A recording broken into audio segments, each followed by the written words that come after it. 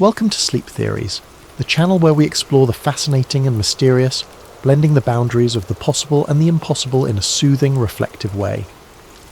Tonight's story takes us on a journey through one of the most tantalizing and enigmatic concepts of all time travel. Before we begin, I'd like to invite you to comment below and share where you're listening from and what time it is. It's incredible to see how these stories bring us together from across the world, and if you enjoy our calming explorations of the unknown, don't forget to subscribe to Sleep Theories. Now, settle in, find a comfortable position, and let your imagination drift as we begin tonight's tale. Liam Mercer had always prided himself on being a man of reason. In a world teeming with chaos and half-truths, he found comfort in the certainty of logic. He lived by it, letting it guide his every decision. His colleagues joked that he was the go-to guy for answers, the one who could debug a computer and a bad day with the same steady, pragmatic approach. To Liam, every problem was a puzzle. Every puzzle had a solution, and no solution required jumping to far-fetched conclusions. His mornings were as structured as his mindset.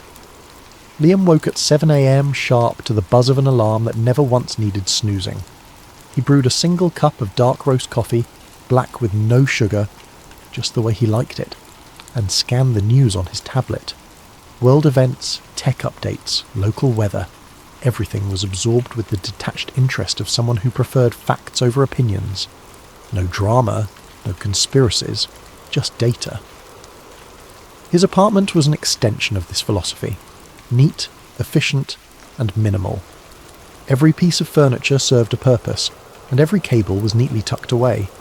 The walls were painted a cool grey, the shelves lined with books on coding, system architecture, and the occasional sci-fi novel he'd begrudgingly admit to enjoying. Even his closet was a study in simplicity, a palette of blues, greys and blacks that made getting dressed in the morning an effortless decision. Work was much the same. Liam arrived at the office 10 minutes early every day, greeted the receptionist with a polite nod, and slipped into his cubicle like clockwork. His desk was as organised as the rest of his life. A perfectly centred monitor, a keyboard free of fingerprints, and a small potted plant that added just the right touch of humanity to an otherwise sterile setup. He liked his job, though he wouldn't call it a passion. It was reliable, steady, and predictable. Everything Liam valued. What set Liam apart wasn't his skill with technology, though he was undeniably good at what he did. It was his unshakable practicality. While others speculated about the why behind a glitch or a crash, Liam focused on the how. Why did it happen? He didn't care much. How do you fix it? That was his concern. When his colleagues spun theories about potential causes, Liam simply rolled up his sleeves and got to work, his fingers flying over the keyboard with the kind of precision that only came from years of practice. Outside of work, Liam's life was equally unremarkable, though not unpleasant. He frequented the same coffee shop every Saturday, ordered the same latte, and sat in the same corner booth. He enjoyed hiking the nearby trails, though he always stuck to the marked paths. His social circle was small but reliable, consisting of a few old friends who shared his preference for board games over bar hopping, and debates about movie plot holes over small talk. To anyone observing from the outside, Liam's life might have seemed dull, but to him it was exactly as it should be. He didn't crave adventure or intrigue. He didn't need the thrill of the unknown. His world was orderly, his days predictable, and he liked it that way. If there was one thing Liam disliked, it was chaos. Anything that disrupted the carefully constructed rhythm of his life, and that's why the events that followed were so profoundly unsettling. Liam Mercer was a man who believed in the tangible, the explainable, and the logical. But as he would soon discover, not everything in life could be so neatly categorized. Sometimes, the answers defied explanation, and the questions were bigger than he ever imagined.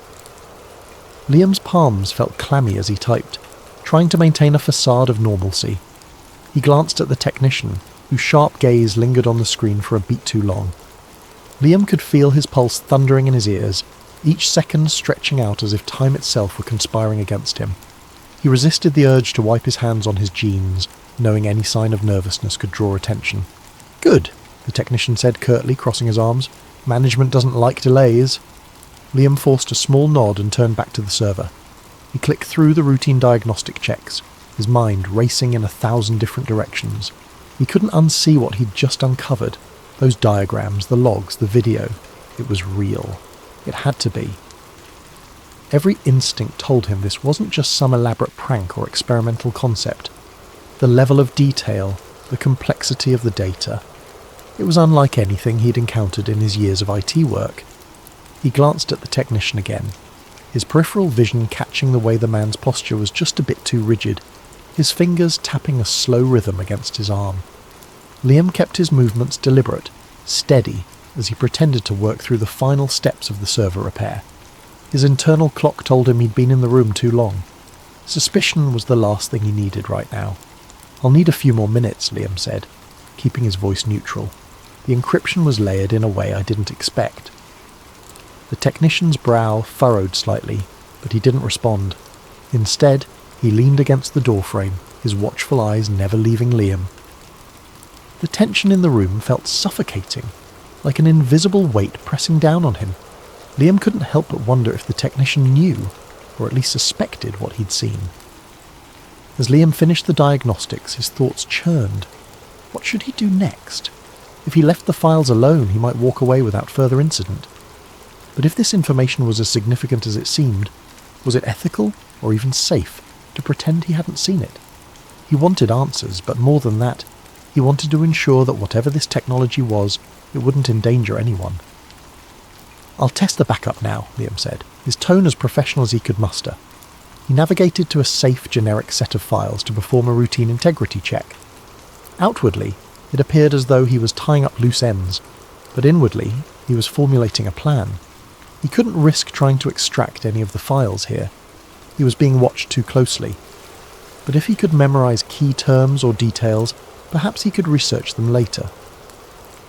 He risked a glance at the technician. The man's eyes had drifted to his phone, his focus momentarily elsewhere. It was a small window of opportunity, but Liam didn't dare waste it. He opened the diagnostic console and quickly typed a few innocuous-looking lines of code, embedding a simple keylogger that would give him remote access to the server once he was off-site. He knew it was a gamble. If anyone noticed the intrusion, it could blow his cover. But the curiosity burning inside him outweighed the risk.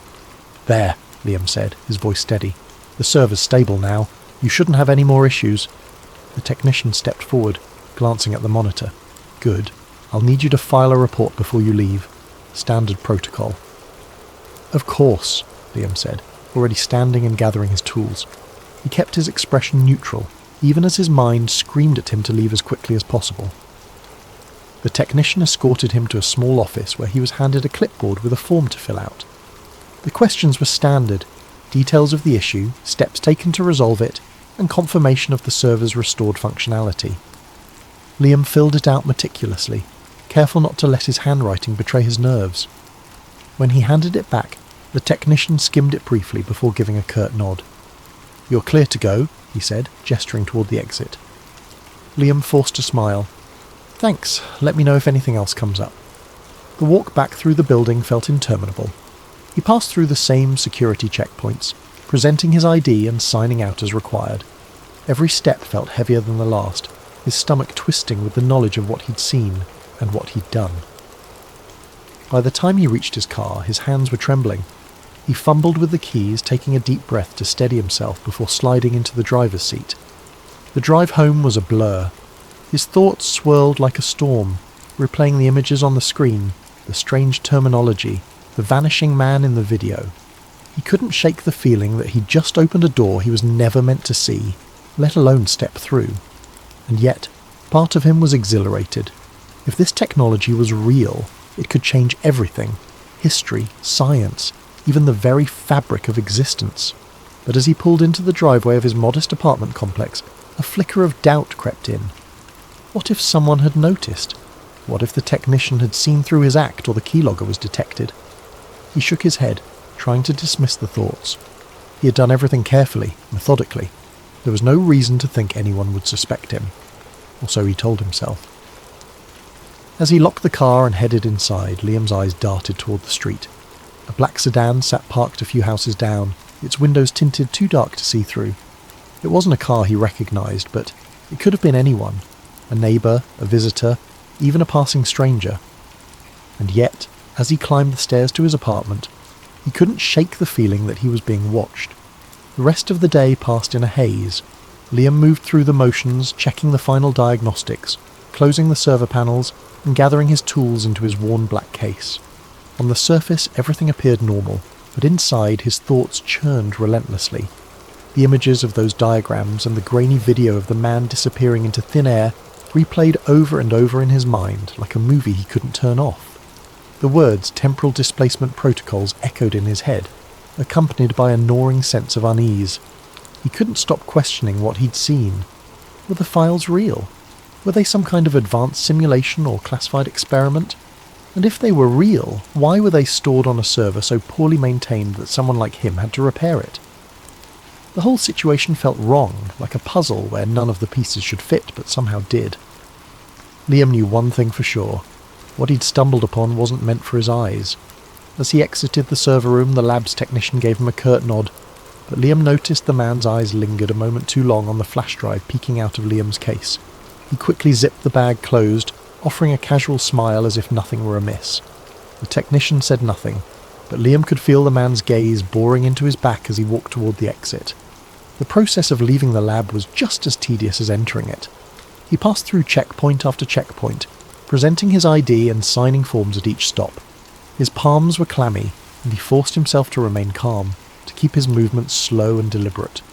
Each guard seemed to scrutinize him just a little more than they had that morning, their eyes lingering on his badge or scanning his bag with what felt like extra care. Liam reminded himself to breathe.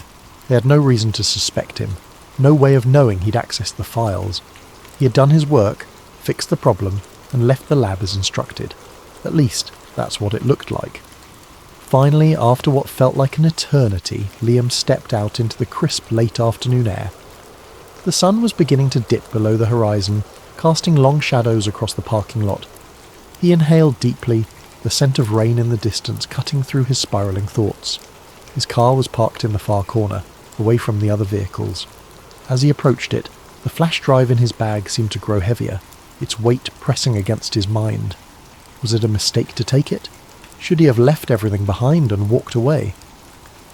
The questions swirled, unanswered, as he climbed into the driver's seat and started the engine.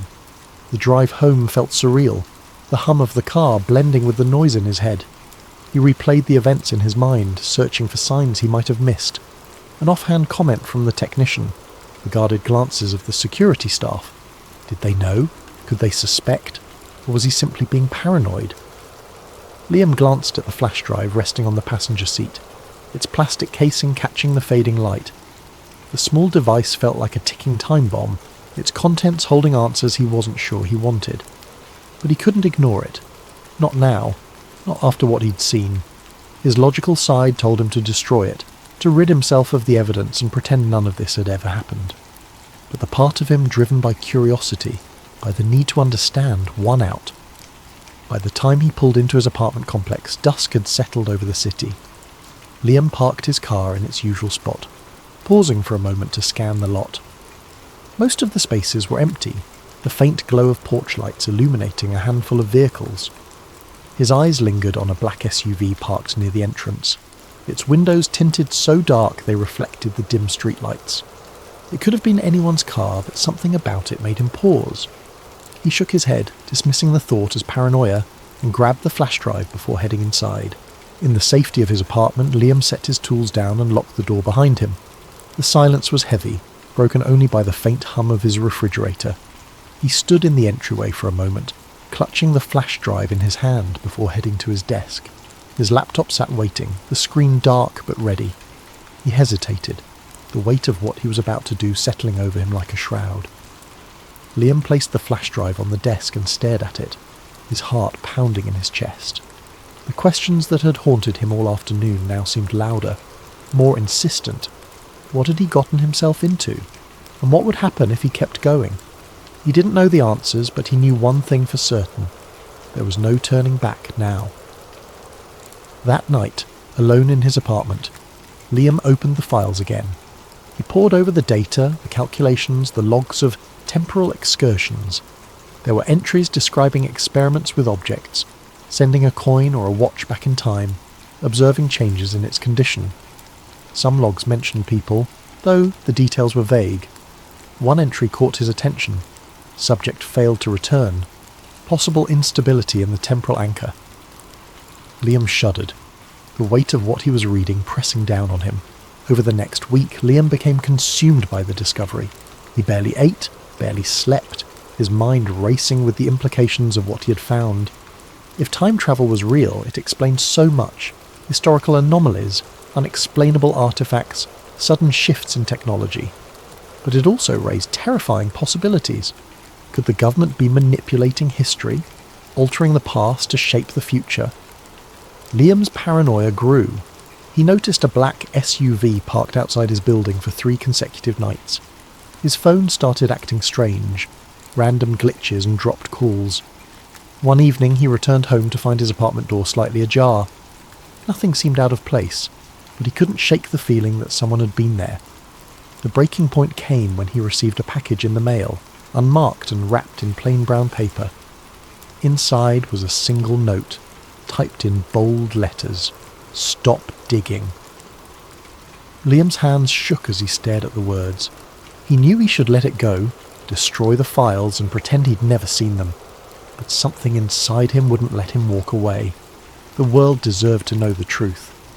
He reached out to an investigative journalist he trusted, an old college friend named Sarah.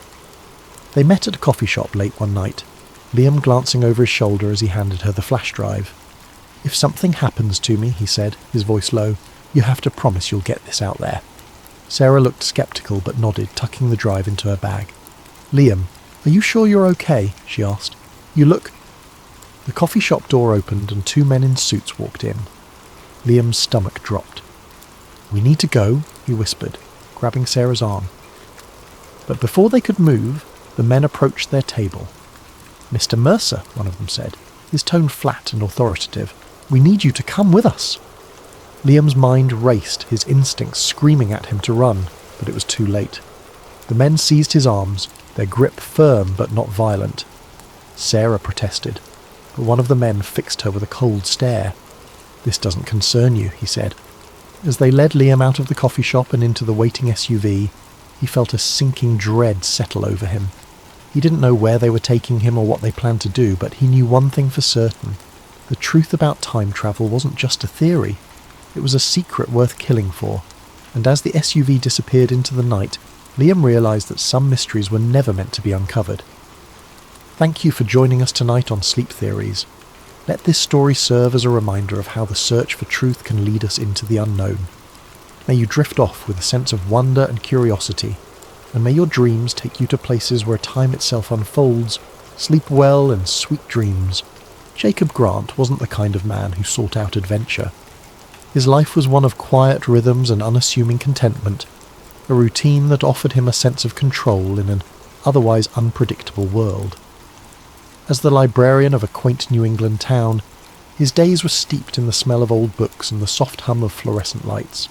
He loved the orderly comfort of his job, organising card catalogues, helping a young reader find their next favourite story, and watching the sunbeam patterns shift across the reading tables as the hours passed.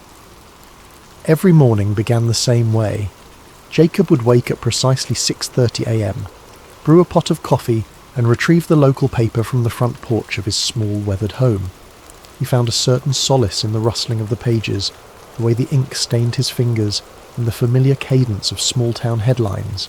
A local charity drive, the annual Fall Festival, a feature on Mrs. Patterson's award-winning garden. He read every article, not because he was particularly invested, but because it was part of the ritual, a tether to the predictable. Afternoons were spent among the towering shelves of the library, a building as old and storied as the books it housed.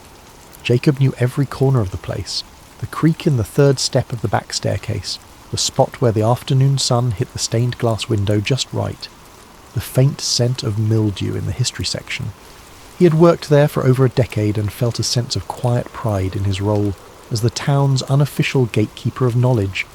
The library was more than his workplace, it was his sanctuary. The soft murmur of patrons, the rhythmic clatter of the card catalogue drawers, and the occasional distant thud of a book being reshelved created a symphony of sounds that Jacob found deeply comforting.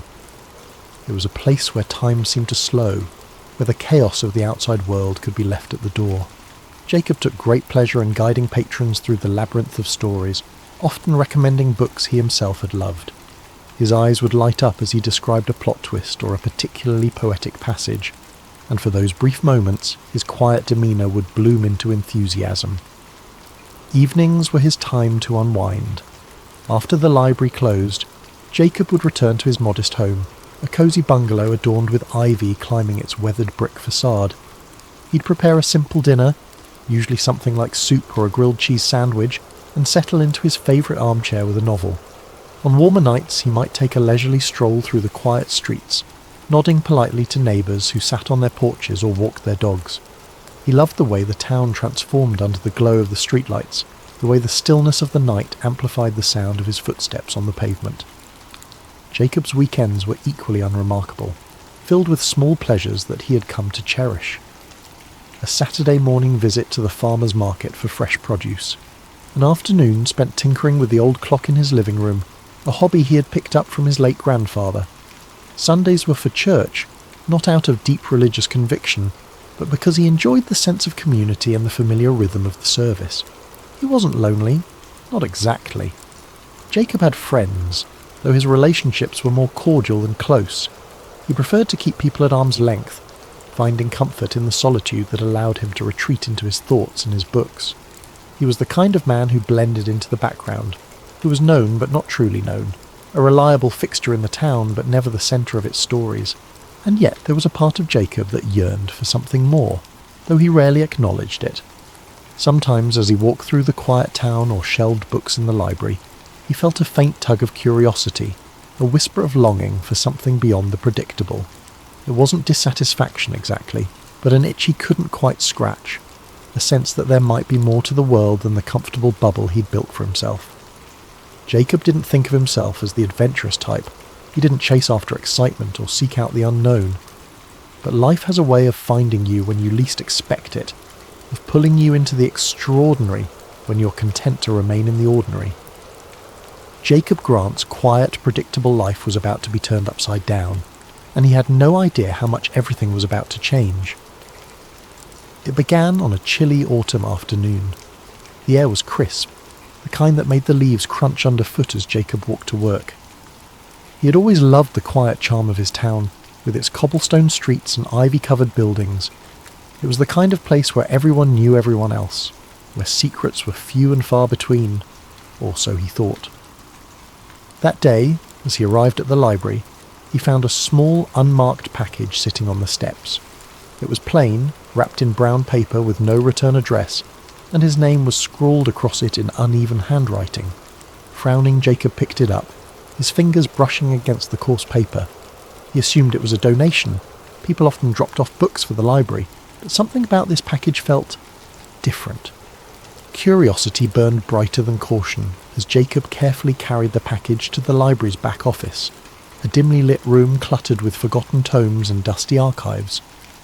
The quiet hum of the building seemed to amplify his unease as he set the package on the desk, the weight of it sending an unexplainable chill through him. His hands trembled slightly as he peeled back the brown paper wrapping, revealing a worn leather-bound notebook.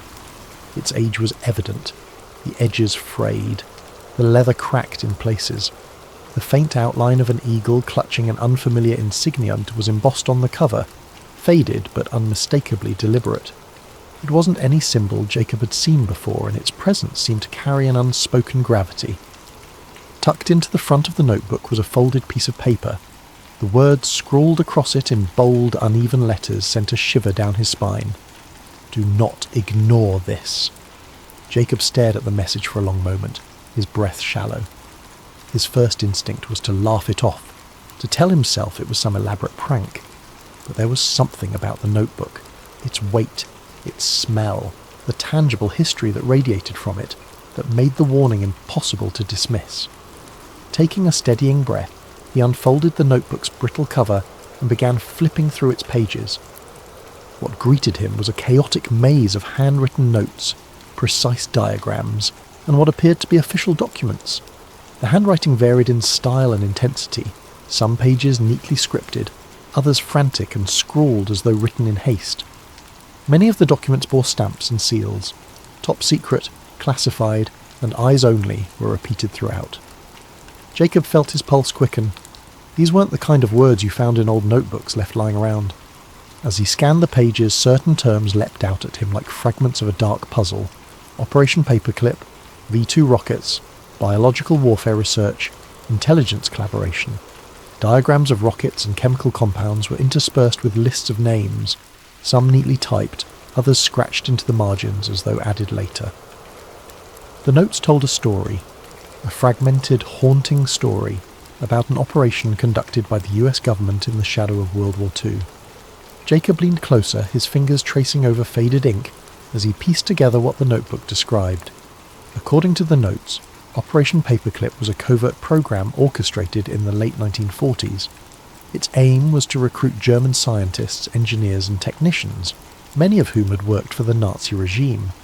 These men weren't just scientists, they were individuals with ties to atrocities, the architects of devastating weapons and experiments, and yet they were quietly brought to the United States to work on cutting-edge technology, their pasts swept under the rug in the name of progress. Jacob's stomach churned as he read descriptions of their contributions, the development of V2 rockets, early missile systems, and even projects that hinted at more sinister undertakings, biological research, psychological manipulation. One name caught his attention, Werner von Braun, a man celebrated as a hero of the US space program. Yet here, his name appeared alongside accounts of wartime rocket programs that had left devastation in their wake. The deeper Jacob delved, the more disturbing the story became. Some of the notes hinted at government cover-ups, carefully orchestrated efforts to erase the scientists' wartime affiliations from public record.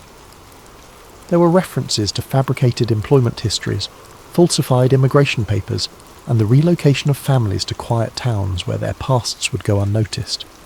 The notebook detailed an intricate web of secrecy, one that stretched across continents and decades. Jacob sat back in his chair, the notebook resting in his lap. His hands felt clammy and his mind raced with questions. Was this real? Could it possibly be true? The seals and signatures, the painstakingly detailed diagrams, they all seemed genuine. And yet the story it told was so extraordinary, so damning, that part of him wanted to believe it was nothing more than a fabrication. But as he thumbed through the notebook again, he realized that if it were a hoax, it was an elaborate one. The sheer volume of detail, the specific dates and locations, the references to obscure government agencies, it was too precise, too consistent to dismiss outright. Jacob felt a cold knot of unease settle in his stomach. If this was real, then he was holding evidence of one of the most chilling secrets in modern history. He flipped back to the first page, reading the phrase, "Do not ignore this," once more. The words felt like a challenge, a dare to keep digging. Jacob wasn't sure he wanted to know more, but he also knew he wouldn't be able to stop himself. The quiet librarian who had spent his days cataloguing books and reading about history was now entangled in a piece of it, an ominous, hidden piece that someone clearly wanted to stay buried. His eyes darted to the door, half expecting someone to burst in and demand the notebook back. The library was silent, its dimly lit aisles empty, but Jacob's sense of safety had been shaken. He knew his life would never feel so predictable again. He wasn't sure if that thought thrilled him or terrified him. Over the following days, Jacob's obsession grew, consuming every moment of his waking life. The notebook and the cryptic warning it contained had unlocked a door he couldn't close, revealing a shadowy narrative that felt both unreal and undeniable. His once quiet evenings were now spent hunched over his desk, surrounded by a fortress of documents, declassified files, and hastily scribbled notes. The more he uncovered, the more sinister the story became. Operation Paperclip wasn't just a footnote in history. It was a sprawling operation, intricately linked to the Cold War arms race, the dawn of space exploration, and the rise of clandestine government power. Jacob felt a mix of awe and horror as he pieced together the connections. The very men whose names were etched in history as pioneers of rocketry and aviation had also been architects of wartime atrocities. The realization left a sour taste in his mouth. Werner von Braun, the charismatic face of NASA's Apollo program, had overseen the development of the V2 rockets used to devastate London during the war. Arthur Rudolph, a celebrated figure in American aerospace engineering, had managed the construction of those rockets in underground factories manned by slave labour. Kurt de Bus, another name that appeared repeatedly in Jacob's research, had been a member of the SS, directly complicit in Nazi operations. These men weren't just brought to the US, they were celebrated, their pasts carefully sanitised, their contributions woven into the fabric of America's technological triumphs. Each discovery made Jacob's chest tighten. It wasn't just the moral compromises that disturbed him, it was the realisation of how deeply this deception had been buried. He uncovered declassified memos outlining the lengths to which government agencies had gone to obscure the scientists' Nazi affiliations. Employment records were falsified, public statements choreographed, and media narratives shaped to portray these men as heroes rather than war criminals. Jacob's research began to spiral into darker territory. The deeper he dug, the more tangled the web became.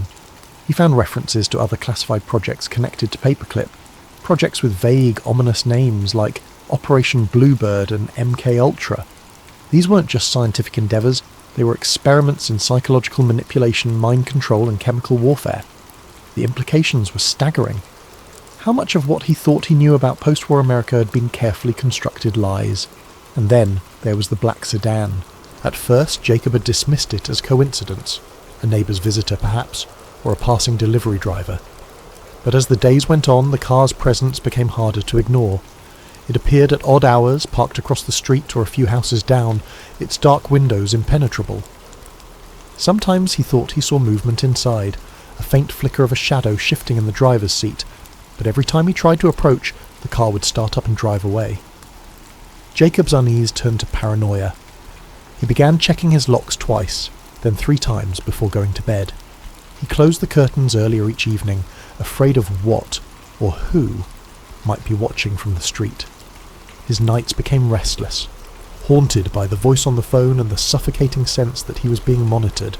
Despite his growing fear, Jacob couldn't stop. If anything, the warning only fueled his determination.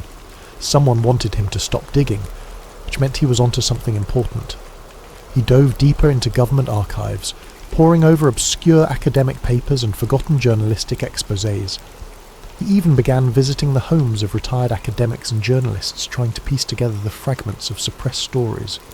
During one such visit, he met an elderly man named Howard, a former investigative journalist who had spent decades trying to uncover the truth about Operation Paperclip. Howard's frail hands trembled as he sifted through a box of old notes and clippings. "I tried," he said, his voice barely a whisper. "I tried to tell the story, but no one wanted to hear it. The government silences people like us." Jacob's heart sank as Howard described the intimidation tactics he had faced. Anonymous threats, financial ruin, even the mysterious disappearance of colleagues. "They'll come for you too," Howard warned, his sunken eyes locking onto Jacob's. "If you've gotten this far, you've already crossed the line." Jacob left Howard's house feeling both validated and terrified. The old man's warnings echoed in his mind as he drove home, his knuckles white on the steering wheel. Was he being reckless? Was the truth worth the risk? That night the phone rang again.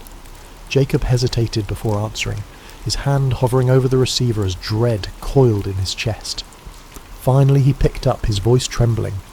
"Hello?" This time the voice was clear and unmistakably human. "You've gone too far, Mr. Grant," the caller said, their tone flat and emotionless. "We won't warn you again." The line went dead. Jacob stared at the phone in his hand, his heart pounding in his ears. He had never given his name to anyone connected to his research. Whoever was behind this knew far more about him than he was comfortable with. Panic set in. He began frantically backing up his research, scanning documents and saving them to multiple hard drives. He reached out to a trusted friend, asking them to hold on to a copy just in case. But even as he tried to secure his findings, a nagging sense of futility gnawed at him.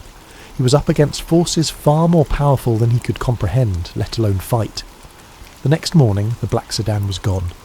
For a brief moment, Jacob felt a flicker of relief, until he noticed the small envelope slipped under his front door.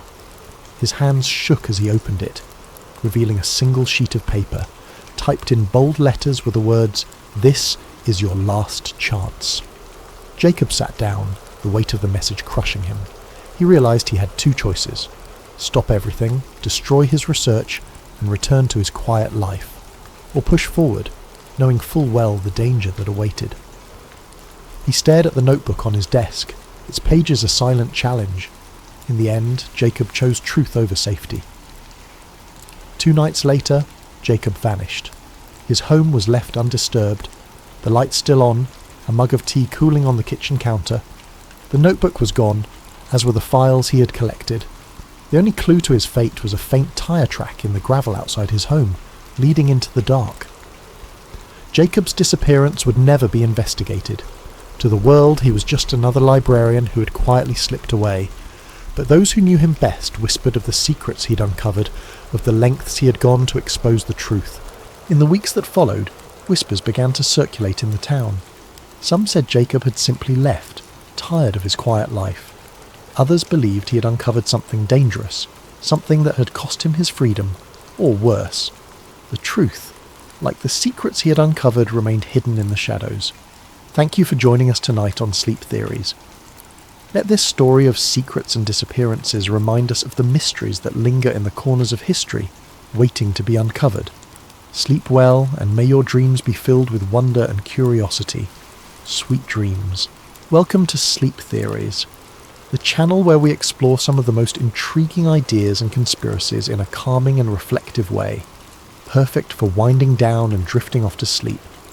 Tonight, we're diving into a chilling and mysterious story, one of secrets, shadows, and the unimaginable consequences of stumbling upon something you were never meant to see. Before we begin, I'd like to invite you to comment below and share where you're listening from and what time it is. It's fascinating to know how we're all connected through these shared stories and ideas. If you enjoy these reflective narratives, please subscribe to Sleep Theories so we can continue bringing you thought-provoking tales like this one. Now find a comfortable position, let your mind relax, and join me as we journey into a world where one man's ordinary life spirals into the unknown, a world of government experiments, hidden compounds, and the price of seeking the truth. James Hart stood there, his breath hanging in the cool morning air as he stared at the sign. The words, US Government Property, Restricted Area. No trespassing glared back at him, each letter bold and unyielding against the worn metal. It was the kind of warning you didn't take lightly, the kind that usually sent law-abiding citizens like James turning back the way they came. And yet, he couldn't move. His boots stayed planted in the damp earth, his curiosity outweighing the rational part of his brain that screamed for him to leave. He scanned the area, turning his head slowly to look down the length of the fence. It was taller than he had realised, with rows of rusting barbed wire curling menacingly at the top. The trees around it were dense, their branches clawing at the metal like nature itself was trying to reclaim the land. What struck him most was the silence. The usual forest sounds, chirping birds, rustling leaves, were gone, replaced by an almost oppressive stillness that seemed to press down on him the longer he lingered. James felt a pang of guilt for even thinking about crossing the fence. He was a man who followed the rules, who had lived his life avoiding unnecessary risks. But something about the place gnawed at him. It wasn't just the fence or the sign. It was the feeling that he had stumbled onto something significant, something he wasn't supposed to see. He told himself it was probably nothing. Maybe an old military outpost long abandoned. Maybe a weather station. Maybe, but his gut told him otherwise. That's when he noticed the gap. It was small, almost hidden by a cluster of shrubs growing at the base of the fence.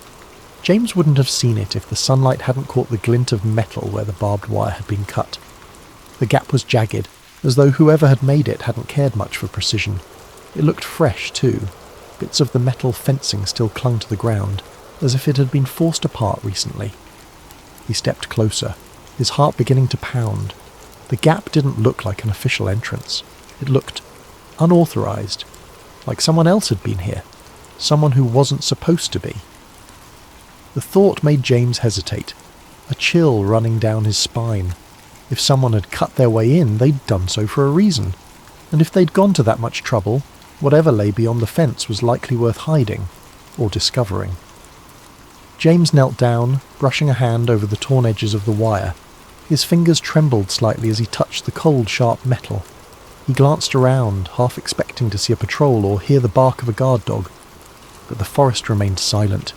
He couldn't shake the feeling that he was being watched, though he knew it was probably just his nerves. The rational side of his brain begged him to turn back. "This isn't your business," it whispered. "You don't need to know what's in there. Just go home." But something deeper, something instinctual urged him forward. It wasn't just curiosity, it was a sense of unease, a need to understand what was hidden behind the fence. It was as though the gap had been placed there for him, daring him to cross the line. Before he could talk himself out of it, James took a deep breath and stepped through. The world seemed to change the moment he crossed the threshold. The air felt heavier, cooler, as though he had entered a different realm. The trees on this side of the fence were darker, their branches tangled like skeletal fingers reaching for the sky. The ground was soft and uneven, the moss beneath his boots muffling his steps. James moved cautiously, keeping low as he navigated the unfamiliar terrain. Every sound felt magnified. The crunch of leaves underfoot, the faint rustle of his jacket. His pulse thundered in his ears, but he kept moving, drawn forward by an invisible force. He didn't know what he was looking for, but he felt certain he would know it when he found it. The forest seemed to close in around him as he pressed deeper. The light filtering through the canopy grew dimmer, casting long shadows that danced with every movement of the trees. James felt a growing sense of unease, like he was being funneled towards something he couldn't yet see. He paused to catch his breath, leaning against a tree and glancing back the way he had come. The fence was no longer in sight, obscured by the dense undergrowth. For a moment he considered turning back, but the thought of leaving without answers felt unbearable. He pressed on, his senses on high alert. Then, through the thick curtain of trees, he saw it. A clearing. The sight made him stop in his tracks, his breath catching in his throat. It was unlike anything he had expected. He crouched low, creeping toward the edge of the clearing to get a better look. As he drew closer, details began to emerge. It wasn't just the clearing that was unusual, it was what stood in its centre. James squinted, his pulse quickening as he realised what he was looking at. A cluster of buildings, squat and nondescript, stood in the middle of the forest. Their concrete walls were stained with moss and streaked with rust, their windows covered with wire mesh. The dirt road wound through the clearing, leading to a set of large steel gates. Nearby, a handful of vehicles sat parked in a neat row, trucks with government plates, their sides marked with stenciled letters he couldn't quite make out. James ducked behind a tree, his mind racing. What was this place? It didn't look abandoned. Lights flickered in the windows and faint voices carried on the wind. He spotted figures moving between the buildings, some in lab coats, others in military uniforms. They moved with purpose, as though part of a carefully choreographed routine. Whatever this place was, it was active, and it was hidden for a reason. James's heart pounded as he crouched in the shadows, watching the scene unfold. Every instinct told him he shouldn't be here, that he was stepping into something far bigger than he could understand, but he couldn't look away. Something about the place drew him in, a nagging sense that he had stumbled onto something important, something he wasn't supposed to see. And yet, despite the fear gnawing at the edges of his mind, James couldn't bring himself to leave. Not yet, not without answers. Inside, the forest grew darker, the trees denser. James moved cautiously, his footsteps muffled by the soft earth. He expected to find... well, he didn't know what he expected. Maybe a weather station, or some kind of outpost. But what he found was something else entirely. After about a mile, the trees gave way to a clearing. In the centre stood a cluster of nondescript buildings, their concrete walls stained with moss and grime. A few trucks were parked nearby, their tyres caked with mud. The place looked abandoned, but as James got closer, he realised it wasn't.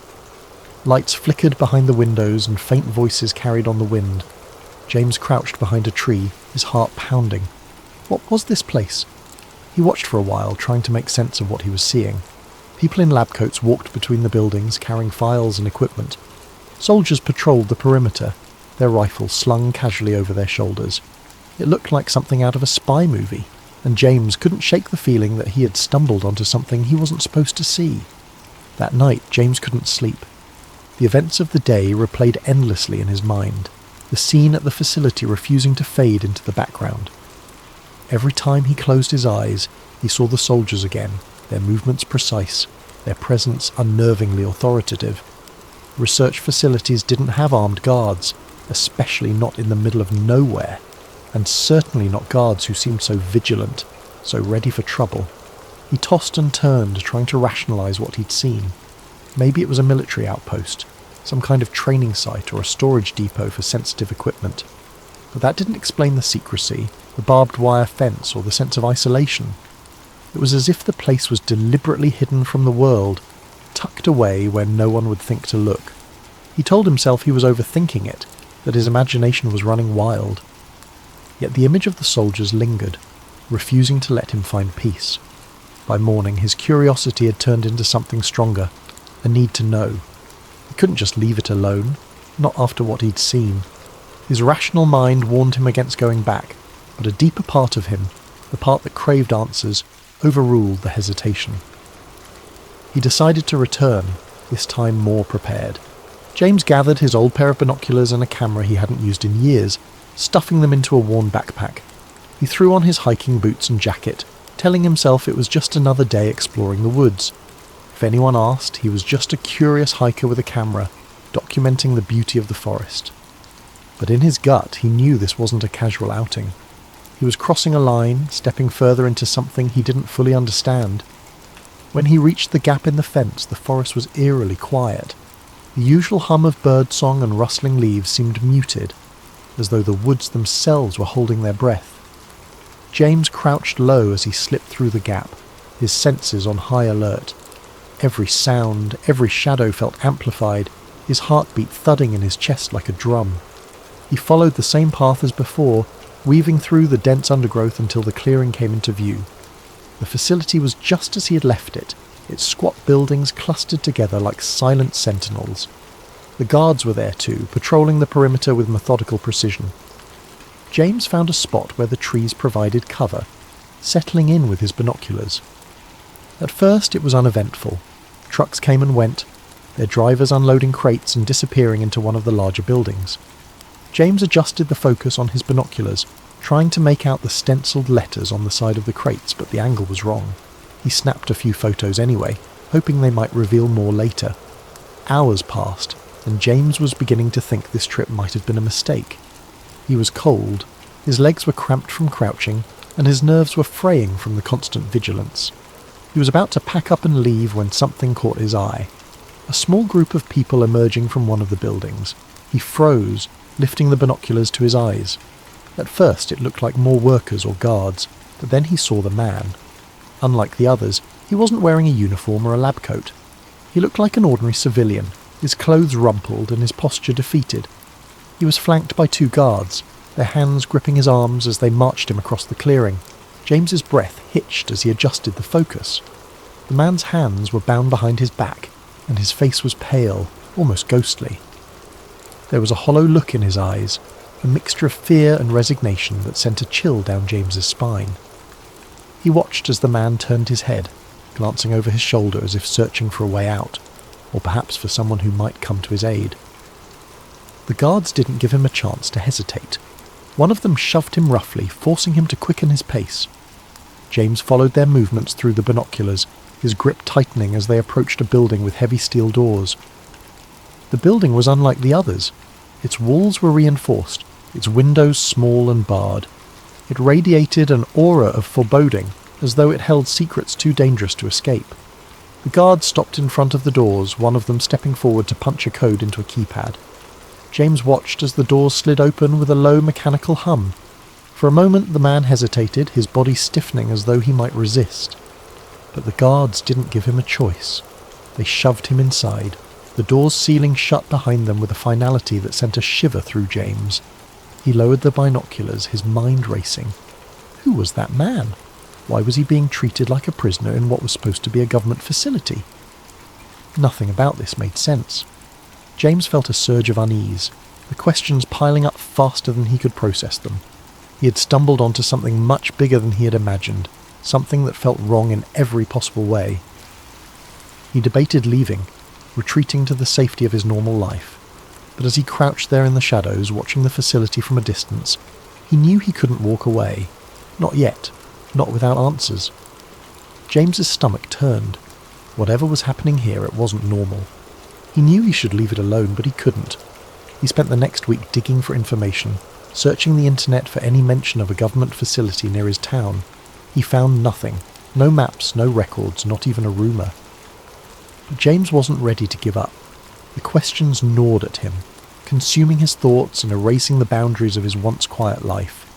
Each day at the post office felt like an eternity, his mind drifting back to the strange facility hidden in the woods. At night, his resolve only deepened. He had to know more, even if it meant taking greater risks. He began his nighttime visits cautiously, dressing in dark clothing and timing his excursions to align with the guards' shift changes. Through careful observation, he mapped the layout of the facility. There were at least 6 buildings, each with its own purpose. One seemed to be a storage depot, where crates were unloaded and stacked before being transported elsewhere. Another appeared to house the guards, a smaller structure with a steady glow of light and the occasional sound of muffled laughter or clinking cups.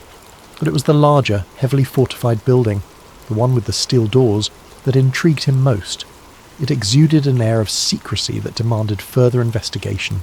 James kept his distance at first, watching from the tree line with his binoculars.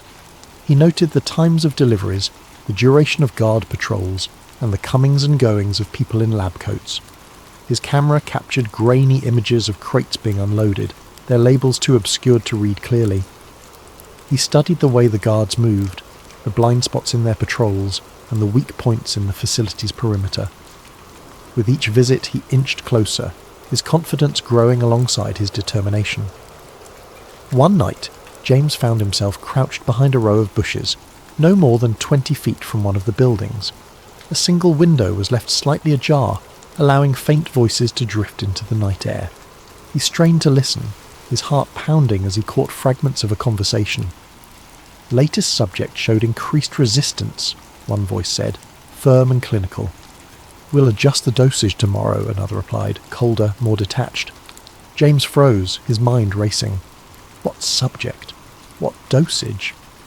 He pressed himself closer to the ground, his ears straining to catch more. Erasure protocols need to be flawless. We can't afford another incident. The words sent a chill down his spine. Erasure protocols? What could that mean? He had heard enough whispers of government experiments in the past to know this wasn't ordinary research. He remained still until the voices faded, replaced by the hum of machinery and the distant chirping of crickets. Emboldened by what he'd overheard, James returned night after night, slipping closer to the facility. He began to piece together a troubling narrative, one small fragment at a time. On one of his visits, he managed to slip into the shadows of an open loading dock, hiding behind stacks of crates as workers moved about. The crates were marked with cryptic codes, but a few bore labels that made his stomach drop. Test Compound 47A, Behavioural Protocols, Cognitive Analysis. As the workers left, their voices echoed faintly in the cavernous space. James crouched low, his camera forgotten as he strained to listen. Dr. Reinhardt wants the new batch prepped by Monday. Has Subject 18 stabilised yet? Not after the last round. They're talking full sedation this time. The words painted a grim picture. James felt his pulse quicken as he realised the scale of what he was uncovering. These weren't just experiments. They were human experiments. His suspicions were confirmed a week later when he found an unguarded corner of the facility, where a small vent emitted a low hum. The air smelled faintly of chemicals, and through the grate he could hear voices, clearer this time. Initial trials showed significant memory suppression. Hallucinations are an acceptable side effect as long as obedience metrics remain stable. James barely dared to breathe. He fished a small audio recorder from his backpack and held it close to the vent, capturing every word.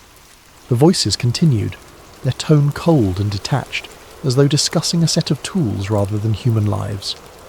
MK Ultra is yielding promising results in behavioural modification. We'll present the findings to the higher-ups next quarter. James's blood ran cold. MK Ultra.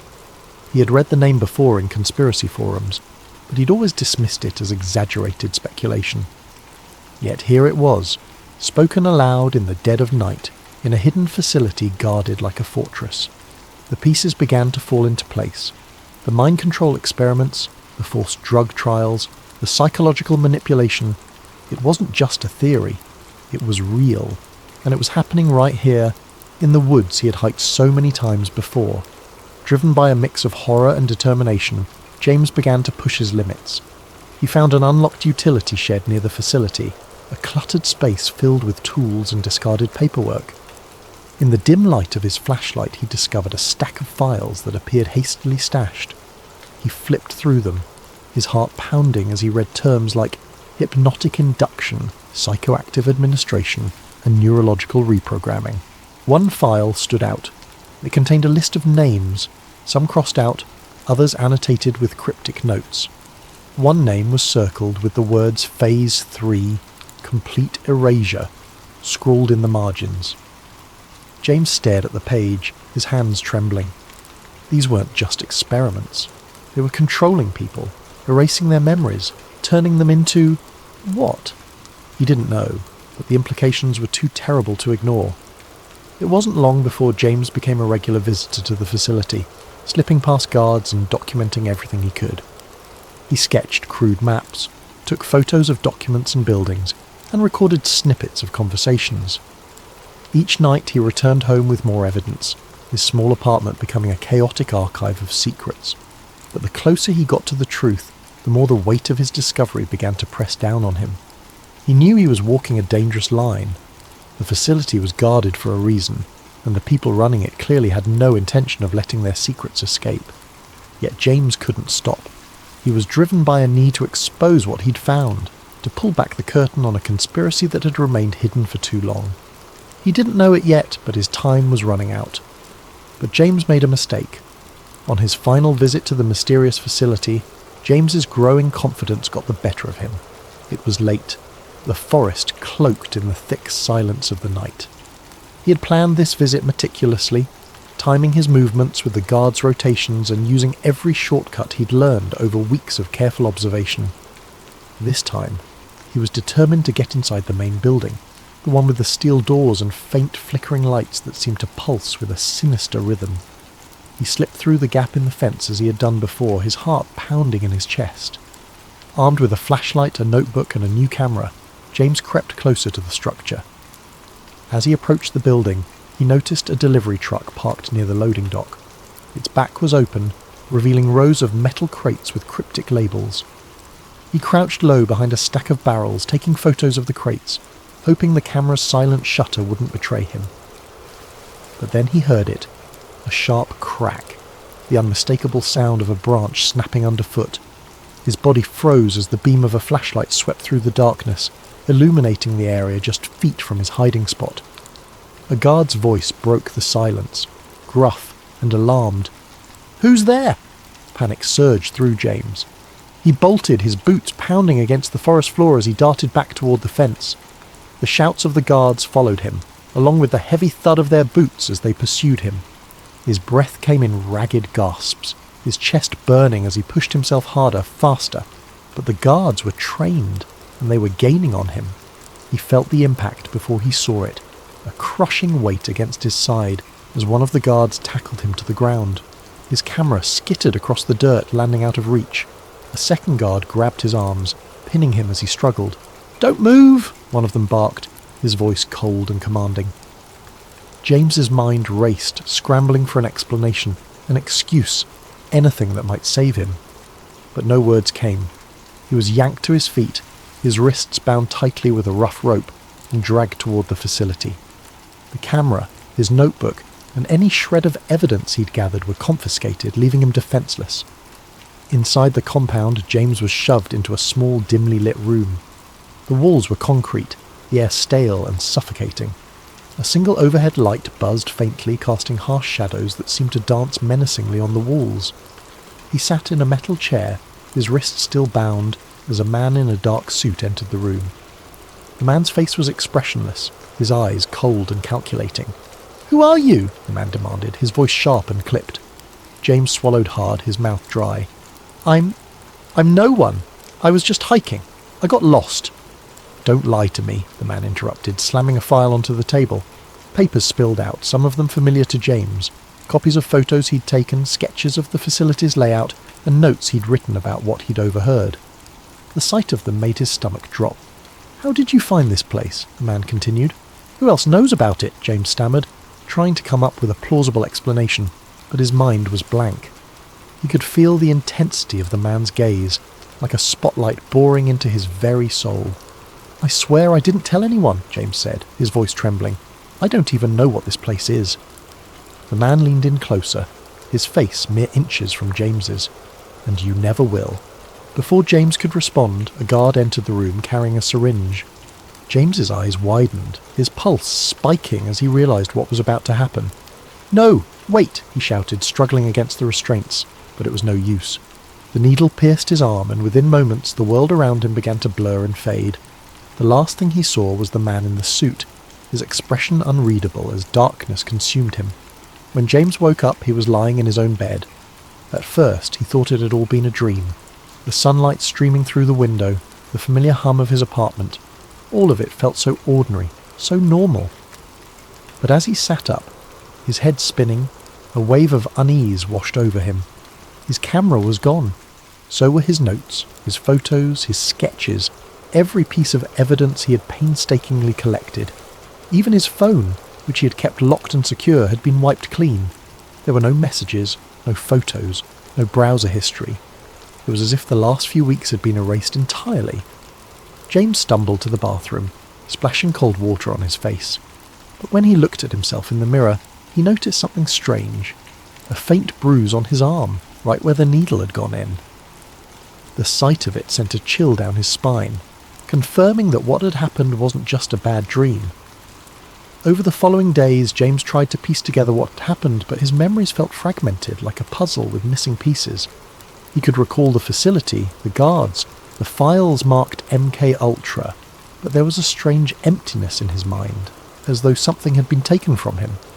Every time he tried to focus on the details, his thoughts slipped away, replaced by a dull, throbbing headache. He tried to tell his story, to his friends, to anyone who would listen, but no one believed him. His friends chalked it up to stress, suggesting he take a break and get some rest. Even James began to doubt himself, wondering if the memories were real or if they had been planted there, part of some twisted experiment. When he returned to the trail where it had all begun, the facility was gone. The clearing was empty, the chain-link fence and buildings erased as if they had never existed. The only sign that anything had been there was a patch of disturbed earth, overgrown with weeds. James searched desperately for any trace, but there was nothing. As he stood in the clearing, staring at the emptiness, a sense of futility washed over him. Whatever had happened, whoever had taken him, they had erased their tracks and part of him with surgical precision. James knew what he had seen, what he had heard, but without evidence, without proof, the truth was as elusive as a shadow. James returned to his life, but it was no longer the same. The quiet predictability he had once cherished was gone, replaced by a gnawing paranoia. Every shadow, every flicker of movement in the corner of his eye felt like a threat. He avoided the woods, avoided conversations about conspiracy theories, and avoided questioning what had happened. But deep down, he knew the truth. Some secrets were never meant to be uncovered, and some questions once asked could never be unasked. Thank you for joining us tonight on Sleep Theories. May this story of secrets and shadows inspire you to reflect, to wonder, and to dream. Sleep well, and let your imagination carry you to places where the mysteries of the world unfold. Sweet dreams. It was a quiet evening when Sarah first stumbled upon the conspiracy. She had been scrolling through her favourite discussion forum, a digital refuge where people from all walks of life shared their curiosity about unsolved mysteries, historical enigmas, and the occasional wild theory. Most nights, the topics were light-hearted. Discussions about famous heists, the existence of extraterrestrial life, or theories about vanished civilizations. These were Sarah's guilty pleasures, a chance to escape the mundane rhythm of her life. But that particular night, a single thread stopped her mid-scroll. Its title, written in bold letters, read, "The Illuminati, Hiding in Plain Sight." Her curiosity piqued. Sarah clicked on the thread, not expecting much. The Illuminati. Of course she'd heard the term before. Who hadn't?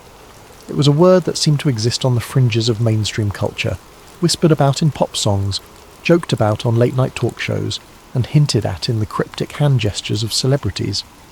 To Sarah, it had always been more of a meme than a reality, a fantastical idea too outlandish to be taken seriously. But there was something about the way the title was phrased, something deliberate that made her pause. It wasn't framed as a joke, it was a question, a challenge to consider what she might have overlooked. The original post wasn't flashy or dramatic. Instead, it was surprisingly measured, almost scholarly. Written by a user who called themselves Truth Seeker, it described years of research into the Illuminati, a name that conjured images of shadowy figures in darkened rooms, plotting the course of the world. Truth Seeker's narrative wasn't about outlandish claims of alien overlords or fantastical rituals. Instead, it painted the Illuminati as a highly organised group, subtle in its influence but pervasive in its reach.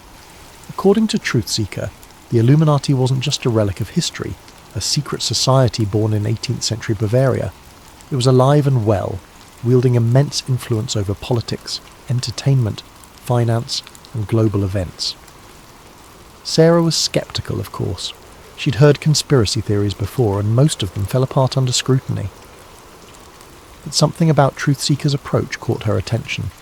The post was meticulously detailed, filled with links to obscure documents, photographs of architectural symbols, and a web of connections between powerful figures that seemed almost too intricate to dismiss.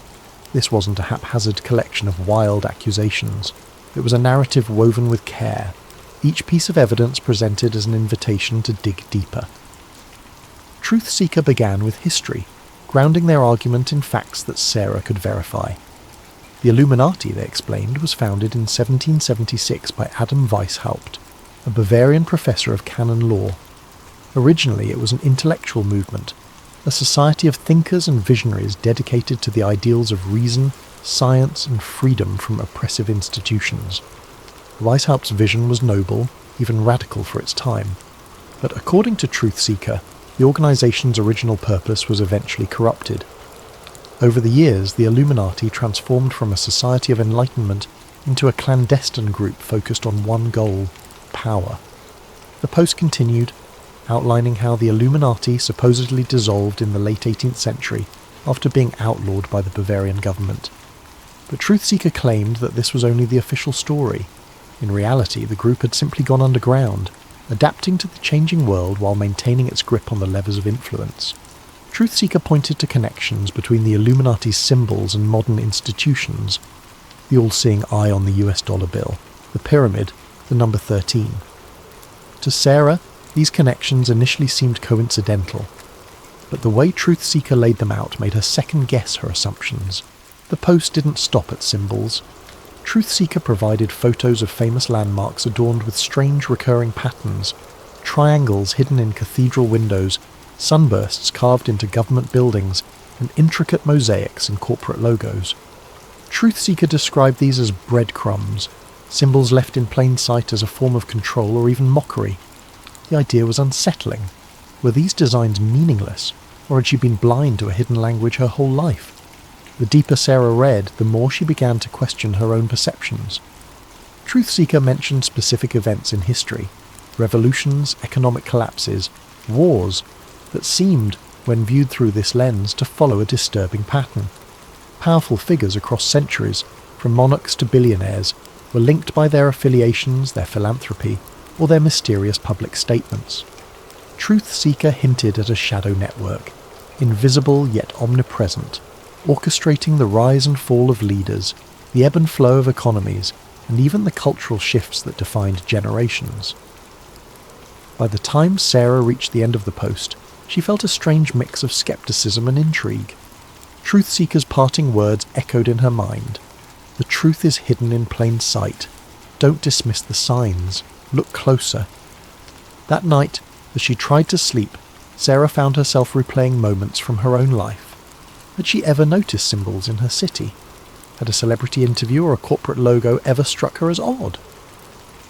For the first time, she began to wonder if the world she thought she knew was only a facade, a carefully constructed reality designed to obscure the truth. But the question lingered. If the Illuminati did exist, what was their endgame? And why would they leave clues for people like her to find? She started with the basics.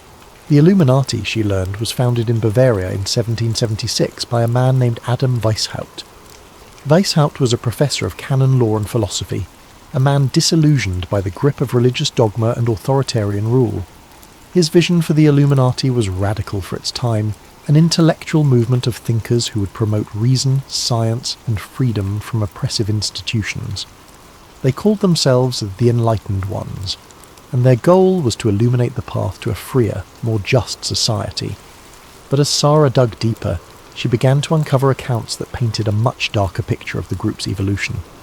The Illuminati of Weishaupt's time had, according to these theories, become corrupted. Its noble ideals gave way to a hunger for influence and control.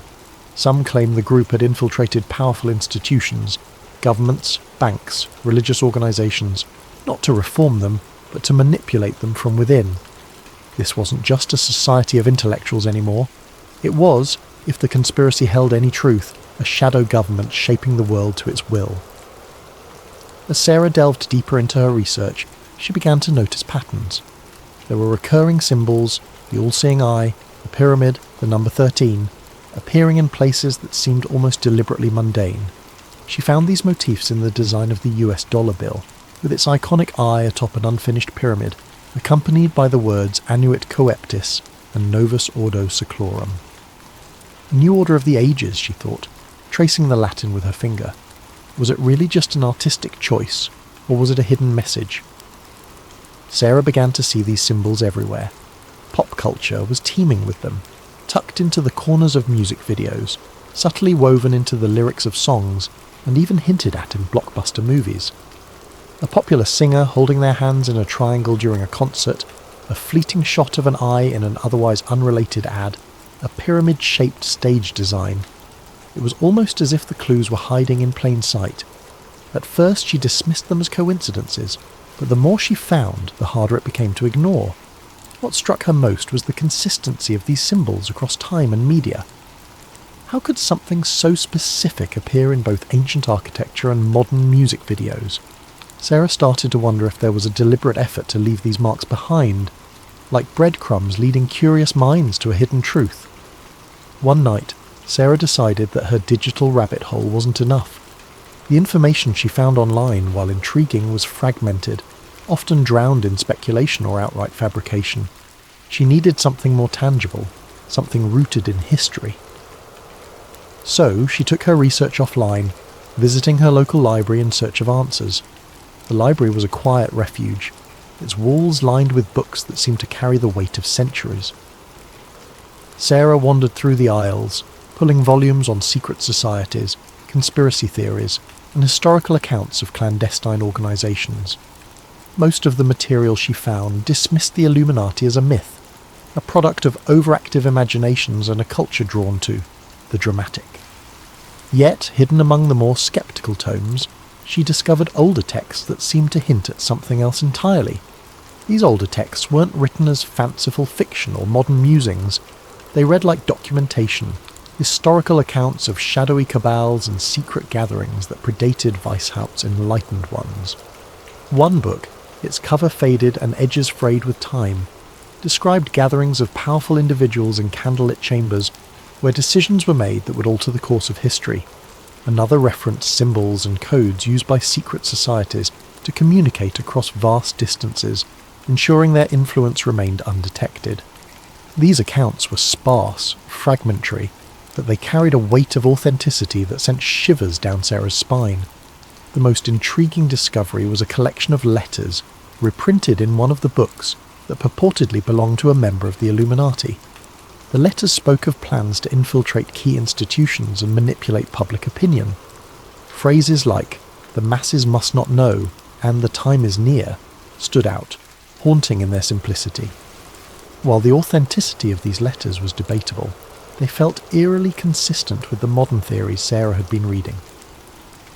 As Sarah sat at a wooden table, under the dim glow of the library's overhead lights, she couldn't help but feel a growing unease.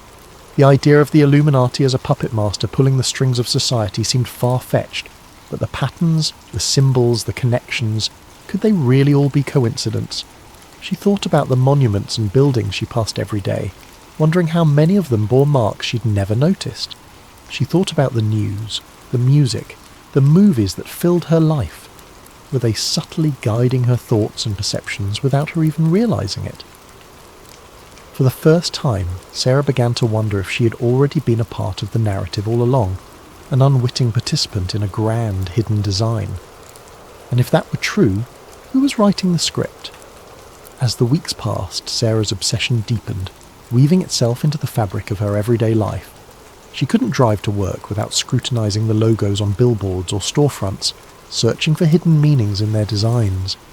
The triangle on one ad, she convinced herself, bore an uncanny resemblance to the pyramid on the dollar bill. Another featured an abstract logo that seemed to form an eye if tilted just right. She couldn't decide if these were deliberate choices by designers, or if her mind was playing tricks on her. Either way, they made her heart race with equal parts fear and exhilaration. Music videos, too, seemed riddled with clues. One particular pop star, known for dramatic performances and bold visuals, made sweeping hand gestures that resembled the shape of an eye. As Sarah replayed the video frame by frame, she noticed subtle details.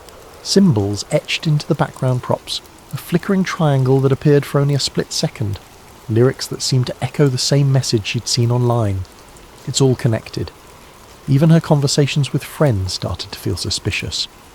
During a casual coffee date, her best friend mentioned how everything feels orchestrated lately, a comment Sarah might have brushed off months ago.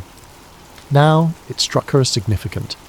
Was it a random observation, or was her friend hinting at something more? Were they unknowingly part of the same puzzle she was trying to solve? Or worse, were they aware of her research and subtly warning her to back off? Then came the message. It was late, the kind of evening where the world outside felt perfectly still, as though waiting for something to happen. Sarah was sitting on her couch, scrolling through her phone with the TV muted in the background. Her living room was dimly lit, the glow of her screen casting faint shadows on the walls. She wasn't looking for anything in particular, just idly flipping through news headlines and updates on her favourite forums. And then, without warning, her phone vibrated in her hand. The message was from an unknown number. Her first thought was that it might be spam, but the words stopped her cold. You're asking the right questions. Be careful. Sarah's heart skipped a beat. She stared at the screen, rereading the message until the words blurred. A chill crept up her spine as she glanced around her apartment. The blinds were drawn, but she couldn't shake the feeling that someone might be outside watching her. She stood up and peered through the gap in the curtains. The street was quiet, bathed in the orange glow of the streetlights. A car was parked across the road, its windows dark and reflective, but nothing seemed out of the ordinary. She sat back down, her mind racing. Who could have sent the message? She hadn't shared her phone number on any of the forums she'd been visiting. Her research was confined to books and the anonymity of the internet. Could it really be a prank? Or was it a warning from someone who knew exactly what she was doing? For a brief moment she considered replying, but something held her back. If the sender knew about her research, they might also know more about her than she was comfortable with. What if engaging with them put her in even greater danger? Instead, she deleted the message, as though erasing it from her phone could also erase the unease it had planted in her mind. But the unease didn't go away. That night, as she lay in bed, every sound seemed amplified. The creak of the floorboards, the hum of the refrigerator, the occasional rustle of leaves outside her window. She couldn't stop replaying the message in her head. You're asking the right questions. It felt like validation, proof that her research was leading somewhere. But then there was the warning. Be careful. What exactly was she getting close to, and who didn't want her to find it? In the days that followed, Sarah became more cautious. She avoided the forums she frequented, afraid that whoever had sent the message might be watching her activity. She left her phone on airplane mode whenever she wasn't using it, and started unplugging her laptop at night. Even her usual walks around the neighbourhood felt different. She couldn't shake the feeling of being followed, though every time she turned around the streets were as empty as they'd always been. Yet despite her fear, Sarah's curiosity only grew. The message had confirmed what she'd begun to suspect. Her research wasn't just a hobby or a harmless dive into conspiracy theories. There was something real to it, something that someone didn't want her to uncover. And as much as the warning had unsettled her, it also fueled her determination. If she was asking the right questions, then she was closer to the truth than she'd ever been. But how close was too close? And at what point did curiosity become a risk not worth taking? These were the questions that now consumed her, lingering in the corners of her mind as she tried to decide whether to press forward or step back from the edge. The following days brought more strange occurrences. Her internet connection slowed to a crawl whenever she tried to access certain websites. A package arrived at her door, addressed to her but with no return address.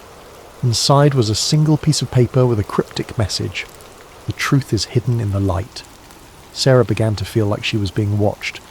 Cars seemed to linger outside her apartment longer than they should. Strangers on the street made prolonged eye contact before looking away. At night she could swear she heard faint clicking sounds on her phone line, as if someone was listening in. Despite the fear, she couldn't stop. If anything, the strange events only fueled her determination. She spent hours poring over old documents, looking for connections, for anything that could explain what was happening.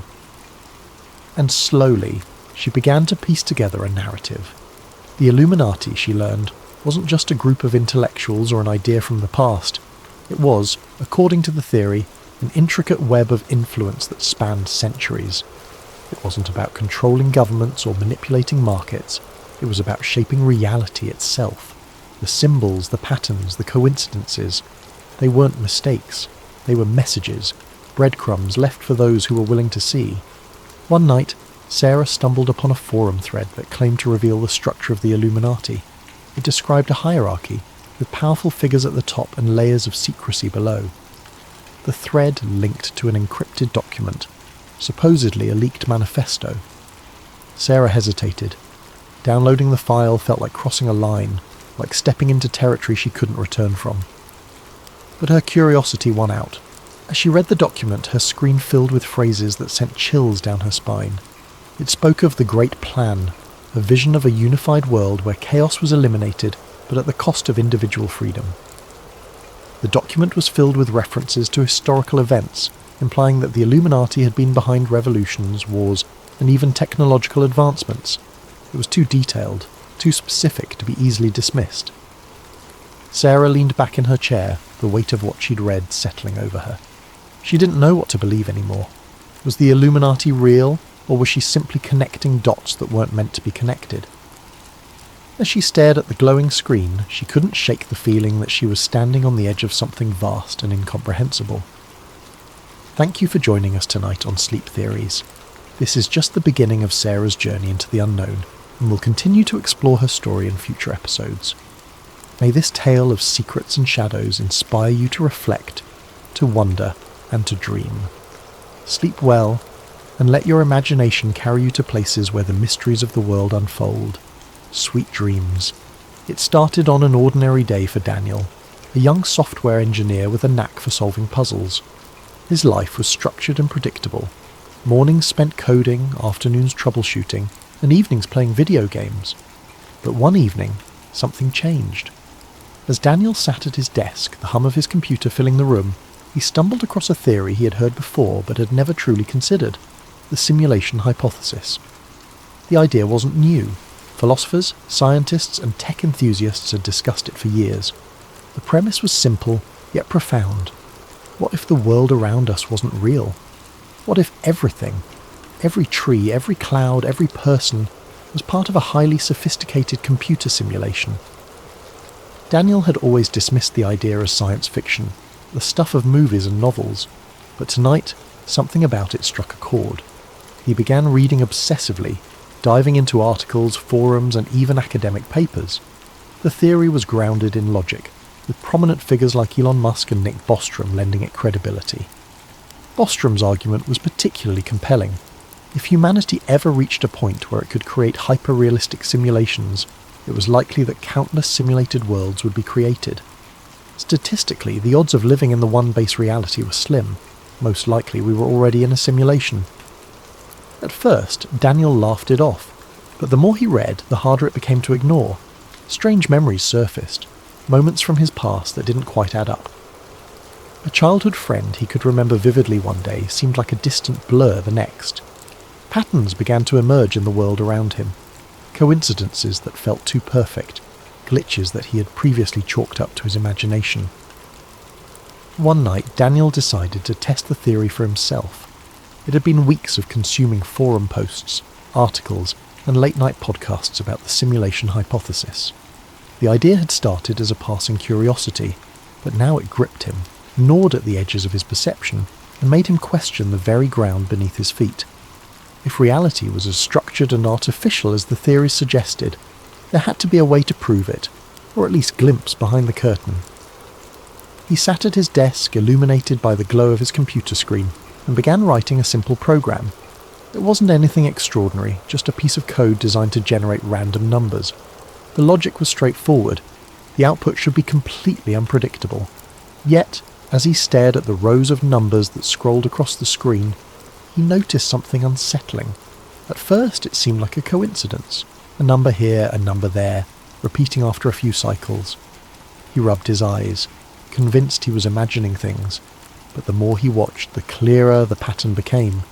Every few intervals the same sequence appeared like a song stuck on loop. The numbers weren't random at all. It was as if an invisible hand was guiding them, injecting order where there should have been chaos. Daniel's heart raced. He ran the program again, tweaking variables, trying different algorithms. Yet no matter how he adjusted the parameters, the pattern remained. It was subtle, but undeniable.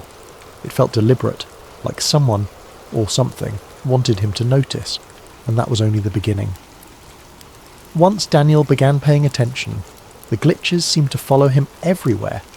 Lights in his apartment flickered without warning, even though his landlord had just installed new fixtures. Objects on his desk seemed to shift position when he wasn't looking.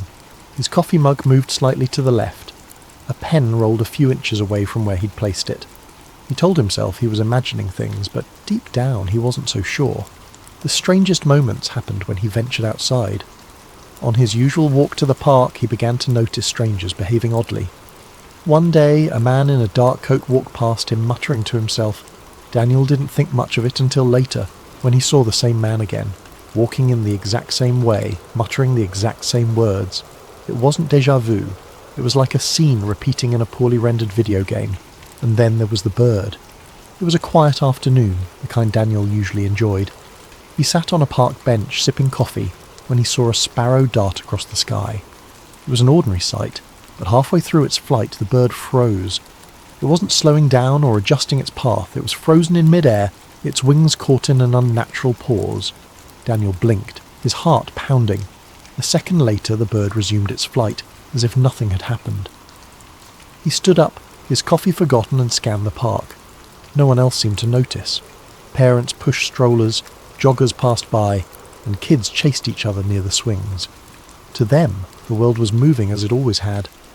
But to Daniel, something was wrong. The bird's pause had lasted only a fraction of a second, but it was enough to shatter his sense of normalcy. He began to see these glitches everywhere. A car parked on the street blinked out of existence for a moment, only to reappear in the same spot as if nothing had happened. Digital clocks glitched, showing impossible times, 4:73 a.m. or 25:01 p.m, before correcting themselves. Even conversations with strangers felt scripted. A cashier at the grocery store repeated the same phrase twice, word for word, with the same intonation and rhythm, as though she had been reset mid-sentence. Daniel couldn't escape the feeling that the world around him was unravelling. Or perhaps it wasn't unravelling. It was revealing itself layer by layer, as if daring him to dig deeper. As weeks passed, Daniel's obsession consumed him, like a fire spreading through dry wood. What had started as a casual curiosity about simulation theory had evolved into an all-encompassing fixation. His once tidy apartment now resembled a war room.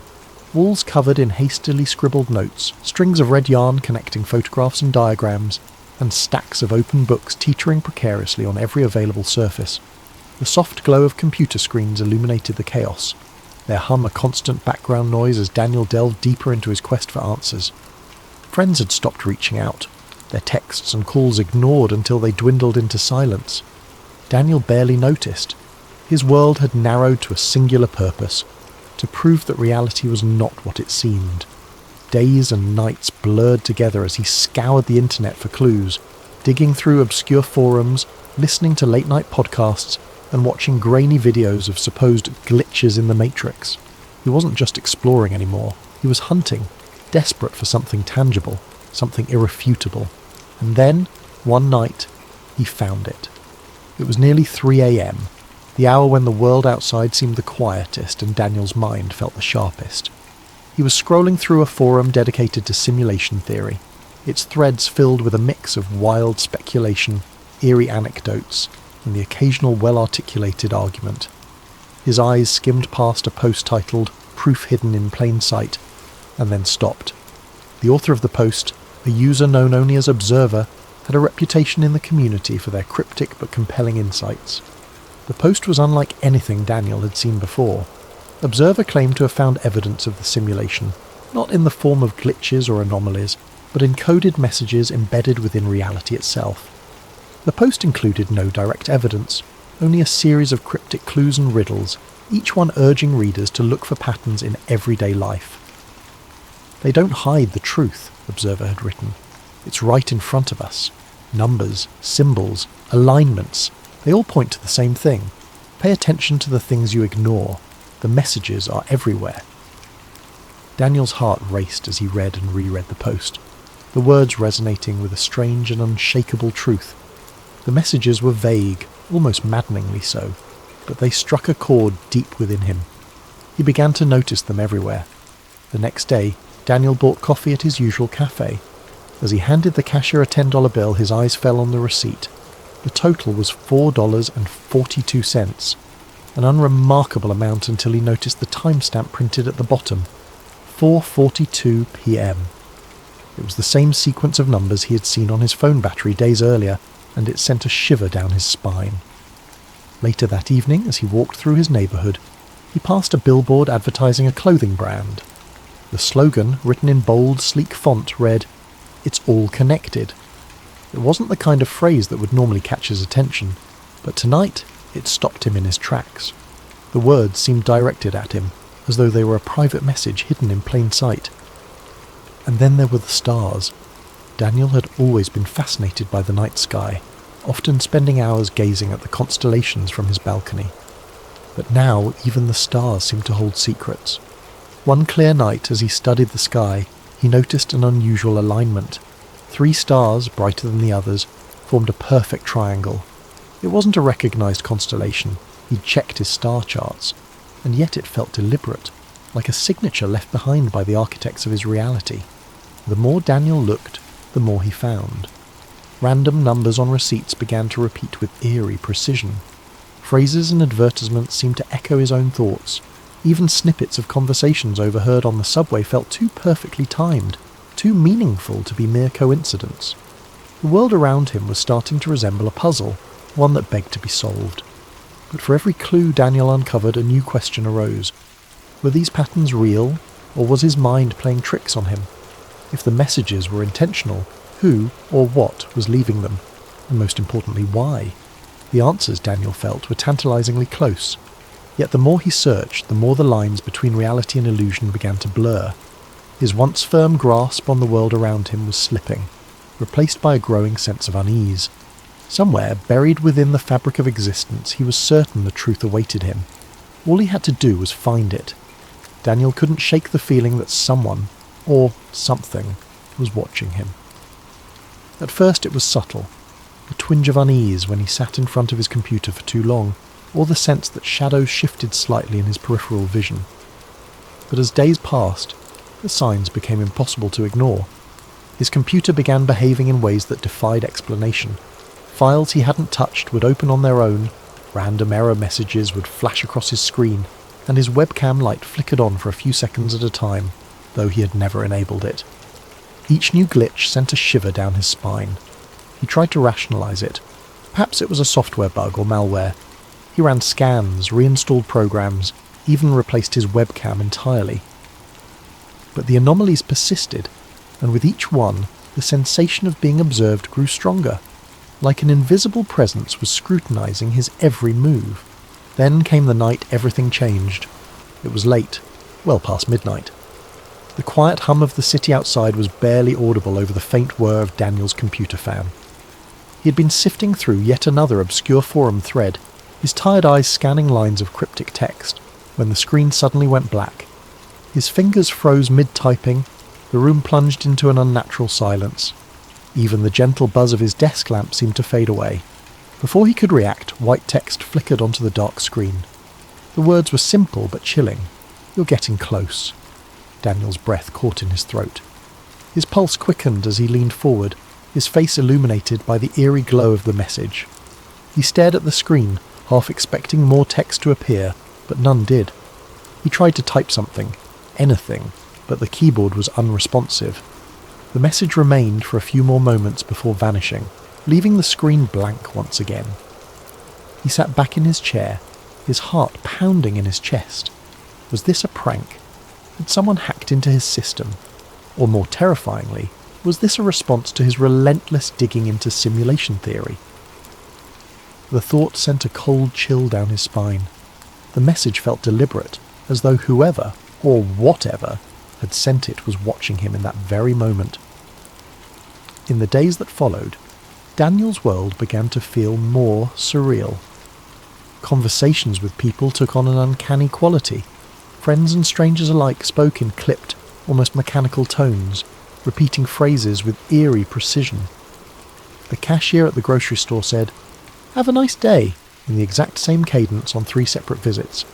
It was as though the people around him were following a script, their responses pre-programmed and devoid of spontaneity. Even the sky seemed unnatural. Daniel noticed that the clouds rarely moved, hanging in place like props on a painted backdrop. The colours at sunset were too vivid, too perfect, as if rendered by an artist with an overactive imagination. The air itself felt heavier, charged with an invisible tension that made his every breath feel laboured. And then, one fateful night, it happened. Daniel was sitting at his desk, staring at the blinking cursor on his screen. He had been trying to write down his thoughts, to make sense of the strange events that had been unfolding. But his mind was a whirlwind, and the words refused to come. Suddenly the lights in his apartment flickered and went out. The hum of his computer died, plunging the room into an almost oppressive silence. He sat motionless, his eyes adjusting to the darkness. For a moment he thought the power outage was a coincidence, a mundane inconvenience. But then, in the corner of the room, a faint glow began to emerge. It wasn't the warm light of a candle or the cold blue of an LED. It was something entirely otherworldly, shifting in colour and intensity like a living entity. The glow grew brighter, pulsing rhythmically as it filled the room with an ethereal light.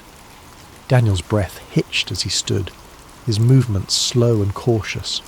Within the glow he began to see patterns, lines of cascading numbers and symbols, shimmering and shifting like the surface of a disturbed pond. These symbols moved too quickly to comprehend, but their presence felt purposeful, as though they were the very building blocks of reality itself. It was as if a veil had been lifted, exposing the intricate machinery that lay beneath the surface of his world. Daniel's chest tightened, his mind racing with questions and fears. Was this the truth he'd been searching for? Was he witnessing the raw code of the simulation?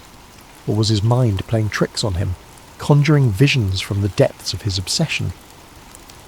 Compelled by a mix of terror and curiosity, Daniel reached out. His fingers trembled as they moved closer to the glowing mass. The moment his hand made contact, a surge of energy coursed through him, jolting him like a bolt of lightning. He gasped, his vision flooded with a kaleidoscope of images and sensations. He saw flashes of his life, memories both familiar and foreign. He saw himself as a child playing in the park, but the scene felt off, as though it were a recording played back on faulty equipment. He saw faces of people he didn't recognise but felt he should, their expressions frozen in time. Most disturbingly, he saw himself from a distance, not as a human being but as a sequence of data, lines of ones and zeros stretching infinitely into the void. The experience lasted only a few seconds, but it left Daniel reeling. As the glow faded and the room plunged back into darkness, he collapsed into his chair, his body trembling with exhaustion and fear. His mind raced to make sense of what he had seen. Was it a glimpse of the truth? Or had his obsession driven him to the brink of madness? In the silence that followed, one thought echoed through Daniel's mind. The world he knew would never feel the same again. In the days that followed, Daniel struggled to make sense of what had happened. He replayed the events over and over in his mind. The glowing code, the surge of energy, the kaleidoscope of images that had flashed before his eyes. Was it possible that he had truly glimpsed the underlying fabric of reality, or had his mind, pushed to the brink by his obsession, simply conjured it in a moment of exhaustion? No matter how many times he turned the question over, the answer remained elusive. He began to move through life with a strange sense of detachment. Every moment, every interaction, every sensation carried with it the faint echo of artificiality. The world around him, once vibrant and full of life, now felt like a carefully constructed facade. Conversations felt scripted, as though the people around him were reading from lines they didn't fully understand.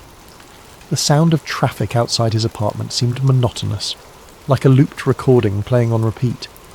Even the city lights that twinkled in the distance felt calculated, their brightness too perfect, their arrangement too deliberate. Daniel spent hours staring out the window of his apartment, watching the world unfold below.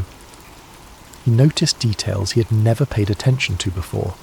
The way pedestrians seemed to walk in synchronized patterns, the way the wind rustled the trees as though following an unseen rhythm. It was as if the simulation, if that's what it was trying harder than ever to convince him of its authenticity. But the harder it tried, the more artificial it felt. One evening, as he watched the sun set behind the city skyline, a strange calm settled over him. The colours of the sky, vivid oranges and purples fading into deep blue, felt impossibly beautiful, almost as if they had been painted just for him. And in that moment, Daniel realised something profound. Whether the world was real or simulated didn't matter. His experience of it was all he had, and it was no less meaningful for being uncertain. The laughter of a child playing in the park, the warmth of the sun on his skin, the taste of his favourite coffee, these things felt real. They brought him joy, comfort and connection, and perhaps that was enough. Daniel didn't stop wondering about the nature of reality. His curiosity was too deeply ingrained to simply vanish, but he no longer let it consume him. Instead, he began to focus on the things that grounded him, the friends he had neglected, the hobbies he once loved, the simple pleasures that made life worth living. If the world was a simulation, then it was a beautiful one, and he would cherish it for what it was. As he sat by his window that evening, the city lights twinkling in the distance, Daniel felt a sense of peace he hadn't known in months. The question of whether his world was real or fabricated faded into the background, replaced by a quiet acceptance of the mystery. Some truths, he realised, didn't need answers. Sometimes the beauty of the question was enough. Thank you for joining us tonight on Sleep Theories. May this story of reality and illusion inspire you to reflect, to wonder, and to find comfort in the unknown. Sleep well, and let your dreams carry you to a place of endless possibility. Sweet dreams. For thousands of years, people have whispered about a lost civilization, an ancient world that was rich, powerful, and far more advanced than anything humanity has ever known. This is the story of Atlantis, a place that many believe holds secrets capable of transforming the world. But Atlantis isn't just a legend. For some, it's a conspiracy, hidden away by powerful forces who want its secrets buried forever. For those who believe in the conspiracy, Atlantis represents more than just a lost city. It's a symbol of everything that has been suppressed throughout history. The idea that an ancient civilization could possess technology, wisdom, and knowledge far beyond our current understanding is both thrilling and terrifying. What if the Atlanteans had harnessed the power to manipulate energy, cure diseases, or even travel across the stars? What if they had discovered truths about the universe that we are only beginning to understand today?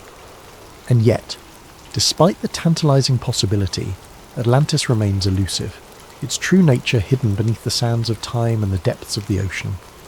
This, to the conspiracy theorists, is no accident. They argue that powerful elites, whether governments, shadow organisations, or ancient secret societies, have worked to keep the truth about Atlantis buried, believing that such knowledge could destabilise the world's current power structures. Imagine the upheaval that would follow if such a discovery were to be made public. Industries built on oil and energy would collapse. Technologies we have only dreamed of could become reality, and the entire way we understand human history might be turned upside down. The very fact that Atlantis remains unfound only strengthens the belief that these powerful forces are actively suppressing the truth. The story of Atlantis, then, is not just a story of a lost civilization, it is a story of control, of how those who hold power might go to extreme lengths to prevent the masses from uncovering a truth that could change everything. The conspiracy doesn't just suggest that Atlantis was a real place. It proposes that what Atlantis represents is so dangerous, so revolutionary, that it must be kept hidden at all costs. The story of Atlantis begins with the ancient Greek philosopher Plato, who around 360 BC wrote about an extraordinary civilization that existed 9,000 years before his time. In his dialogues, Timaeus and Critias, Plato described Atlantis as a vast island empire beyond the Pillars of Hercules, the area we now know as the Strait of Gibraltar. Atlantis was a civilization with unmatched wealth and power, boasting vast resources, advanced architecture, and knowledge beyond the understanding of other cultures. The Atlanteans, however, grew arrogant and morally corrupt, challenging even the gods.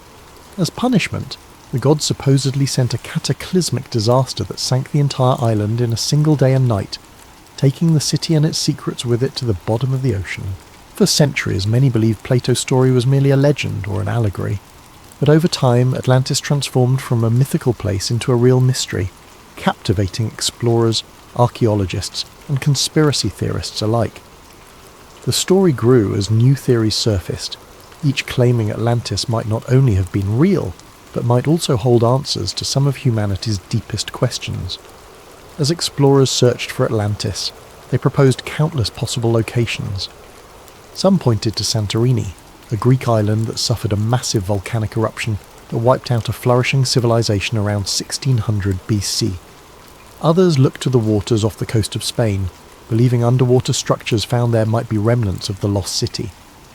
There were even more far-flung theories that placed Atlantis in South America, under Antarctica's ice, or in the Sahara Desert, where a strange ring-like structure known as the Richat structure, nicknamed the Eye of the Sahara, resembles Plato's description of concentric rings in the city's design. Beyond the search for a physical location, the mythological aspects of Atlantis have fascinated scholars and storytellers for centuries. In Greek mythology, Atlantis represents more than just a city. It's a symbol of humanity's reach for greatness and the tragic downfall that often accompanies it. Plato's account of Atlantis wasn't just about an advanced civilization, it was a tale of ambition, power, and ultimately, divine retribution. In his dialogues, Plato presents Atlantis as a place blessed by the gods, particularly Poseidon, the god of the sea. According to legend, Poseidon created Atlantis by carving an island for his beloved mortal wife, Cleito. They had 5 sets of twin sons who became the kings of the island, dividing it into 10 distinct kingdoms. The Atlantean kings ruled over the people and were initially just, wise, and aligned with the virtues Poseidon embodied: balance, power, and respect for nature. However, over generations, the Atlanteans began to drift from these virtues, becoming increasingly greedy, corrupt, and hungry for domination. Their once harmonious society fell victim to excess, losing touch with their divine origins. This moral decline is crucial to understanding Atlantis as a myth. The Atlanteans' downfall wasn't merely a result of natural disaster, but was symbolic of divine punishment. In the ancient world, myths often served as warnings, teaching that pride and moral corruption would invite the wrath of the gods. When the Atlanteans turned away from their principles, Zeus, the king of the gods, called a council to punish them for their hubris. In a single day and night, he sent earthquakes and floods that sank the entire civilization beneath the ocean, erasing it as if it had never existed. This mythological element emphasizes the idea that Atlantis represents a golden age of human potential, lost to greed and arrogance, a recurring theme across many ancient tales. Some researchers have even suggested that the story of Atlantis draws from older myths that span multiple cultures. Similar tales of lost cities and sunken lands appear in the lore of other civilizations. The ancient Mesopotamians told the story of a great flood in the Epic of Gilgamesh, which has striking parallels to both the Atlantis myth and the biblical flood in the story of Noah's Ark. In Hindu mythology, there are references to a great ancient city named Dwarka, which was submerged by the sea after a cosmic battle. These stories collectively paint a picture of a recurring archetype in human consciousness, a fear of losing everything to the forces of nature or to the gods as a punishment for moral failure. Atlantis also evokes the concept of a lost paradise, similar to the Garden of Eden in Abrahamic traditions. Like Eden, Atlantis is thought to have been a place of purity, wisdom, and divine connection. Lost because humanity strayed from its original path. In this way, Atlantis serves as both a cautionary tale and a reminder of humanity's potential, a vision of a time when humans were closer to the gods, possessing wisdom and technology that have since been forgotten. In esoteric traditions and mysticism, Atlantis has taken on an even deeper significance. Some mystics believe that Atlantis was not only advanced technologically, but also spiritually. The Atlanteans, according to these accounts, were highly enlightened beings who had mastered forms of energy and consciousness far beyond what we know today. Some stories describe the Atlanteans as being able to communicate telepathically, access different planes of existence, or even achieve physical immortality. In these mystical views, the fall of Atlantis wasn't just a loss of a city, but the loss of a spiritual and intellectual height that humanity has not yet regained.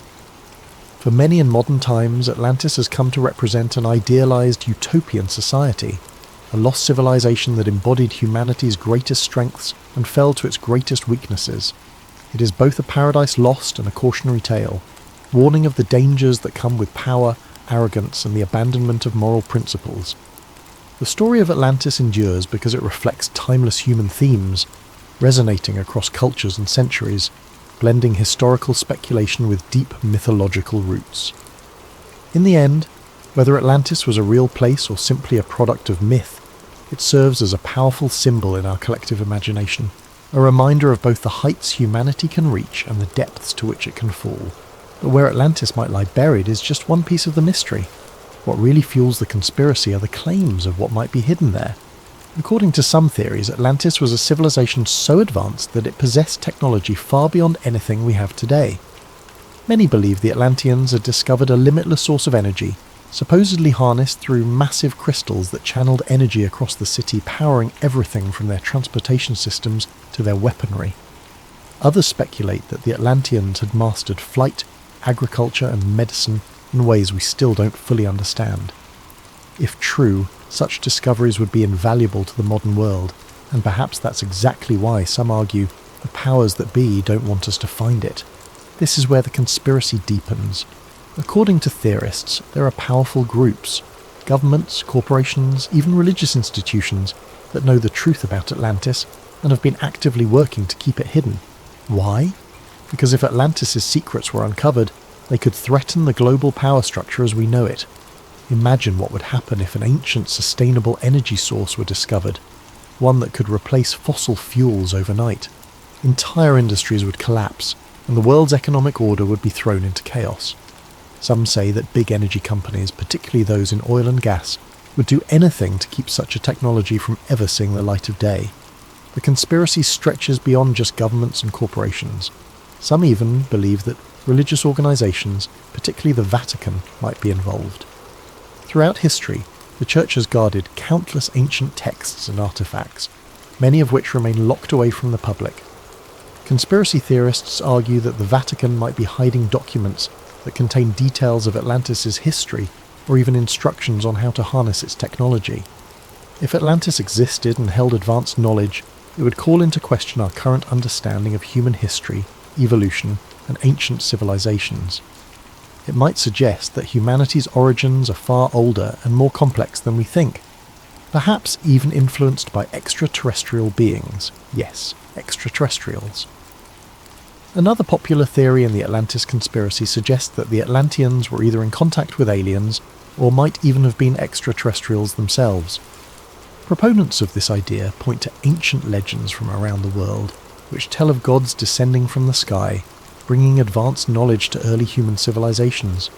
Some conspiracy theorists believe that these gods were actually aliens who shared their technology with the Atlanteans. This theory ties into the broader ancient astronaut hypothesis, which claims that extraterrestrials have influenced human development throughout history. If this theory holds any truth, then Atlantis wasn't just an advanced city, it was a bridge between humans and otherworldly beings. But every time researchers get close to finding concrete evidence, something strange seems to happen.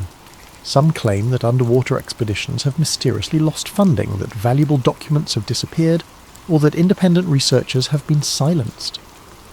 There are rumours of researchers who came too close to finding Atlantis suddenly facing threats, lawsuits, or even accidents. To conspiracy theorists, these stories aren't coincidences. They're proof of a deliberate effort to bury the truth. And while no one has officially confirmed the existence of Atlantis, modern technology has fueled new searches. Satellite imagery, underwater drones, and ground-penetrating radar are revealing more about Earth's hidden landscapes than ever before. Some claim that ancient structures on the ocean floor could be remnants of Atlantis, though these findings remain unproven. Still, every new discovery seems to bring more questions than answers. So, was Atlantis a real place? An advanced civilization that perished overnight, taking secrets of unimaginable power to the ocean floor? Or is it simply a myth? A story crafted by Plato to warn of the dangers of pride and hubris? For those who believe in the conspiracy, Atlantis is more than a cautionary tale. It's a hidden chapter in human history, one that's been intentionally erased. And the fact that we haven't found it yet doesn't discourage them. It only deepens their conviction that powerful forces want to keep Atlantis' secrets buried forever. Whether Atlantis is waiting to be discovered under the waves or forever lost to history, its legend endures. And as long as there are those who believe in its secrets, the hunt for Atlantis and the conspiracy theories surrounding it will continue. But perhaps what keeps the legend of Atlantis alive isn't just the mystery of whether it existed, it's the tantalizing hope of what it represents. Atlantis stirs something deep in the human psyche, a fascination with lost knowledge, untapped potential, and the possibility of an ancient civilization whose achievements could still reshape our understanding of the world today. For believers, Atlantis is not just a piece of ancient history, but a blueprint for humanity's potential, a lost paradise that, if found, could open doors to discoveries beyond our wildest dreams. Some conspiracy theorists even suggest that Atlantis' secrets could include revolutionary technologies that we have yet to rediscover, like the ability to harness limitless energy, profound medical knowledge that could extend human life, and scientific principles that could explain phenomena still unexplored. These theories weave Atlantis into modern discussions of everything from quantum mechanics to alternative energy sources, implying that a trove of Atlantean wisdom might lie buried beneath the waves, capable of catapulting humanity into a new golden age. If only it could be unearthed. And yet, for as many who yearn to find Atlantis, there are those who believe that powerful entities have gone to great lengths to keep it hidden. They argue that governments, secret societies, and powerful corporations have suppressed evidence of Atlantis to maintain control. To these believers, it's no coincidence that promising discoveries vanish, or that funding for Atlantis research is mysteriously pulled. They believe that a world order dependent on fossil fuels, financial hierarchies, and centralized power would have everything to lose if Atlantis, and the technologies it may have possessed, were ever uncovered. Even more mystically inclined theorists claim that Atlantis holds keys to spiritual truths and enlightenment, suggesting that the Atlanteans had access to higher levels of consciousness, or even contact with celestial beings. Some argue that Atlantis was a civilization that bridged humanity and the divine, with its knowledge guiding humans to higher planes of existence, until that knowledge was lost, either through human folly or deliberate erasure. For these believers, rediscovering Atlantis could mean reclaiming a path towards spiritual awakening, allowing humans to reconnect with an ancient divine understanding of the universe and our place within it. So as modern technology improves and underwater exploration pushes into new frontiers, the question remains, will we ever uncover the secrets of Atlantis? Is it possible that sonar scans or satellite imagery might someday reveal a submerged city, finally proving Atlantis was real? Or will it remain forever shrouded in mystery, protected by the ocean's depths and the weight of millennia? Perhaps it's this very elusiveness that keeps Atlantis alive in our imaginations. It's a riddle without an answer, a dream that remains tantalizingly out of reach. And as long as Atlantis remains unfound, its legend will continue to captivate, a story of both human aspiration and the dangers of ambition. So whether or not Atlantis truly lies beneath the waves, one thing is certain: as long as there are those who believe in its secrets, the hunt for Atlantis and the mysteries it promises will never end. Ethan didn't remember a time in his life when he didn't feel out of place. Growing up, he was the quiet kid, the one who sat in the corner of the classroom with his nose buried in a book or staring out the window, wondering if there was something more beyond the confines of the world he knew. While his friends grew excited about parties, clubs, and futures mapped out in clean, predictable lines, Ethan felt only a creeping dread, an unshakable feeling that something was missing. He'd often felt like he was standing at the edge of something vast, a place beyond his understanding, and he'd wondered if he might accidentally stumble into it one day. His life had been ordinary, perhaps too ordinary, and sometimes he thought that was the scariest thing of all.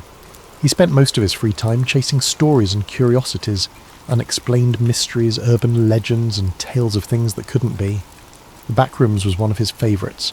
He first read about it on a forum late one night, an innocuous post titled, "If you're not careful, you might slip between the cracks underwater into the back rooms." The premise was simple, terrifying. The Backrooms were a hidden dimension, an endless maze of empty, yellowed rooms, a place you could fall into if you weren't careful, disappearing from the world as you knew it. The idea left him with a chill that lingered long after he'd closed his laptop. To some part of Ethan, the Backrooms didn't just sound like a horror story. They sounded like something real, a hidden layer of reality lurking just beneath the surface, waiting for the right or wrong person to find it. He even dreamed about it sometimes. His curiosity deepened into a quiet obsession, and he'd spend hours researching theories, reading accounts from people who claimed to have seen glimpses of it or felt its strange pull in the periphery of their lives. This fascination made him feel alive, but it also made him reckless.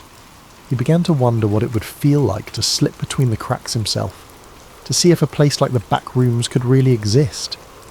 He'd explore abandoned buildings on weekends, walk the quiet, empty halls of his university late at night, always searching for something just out of reach.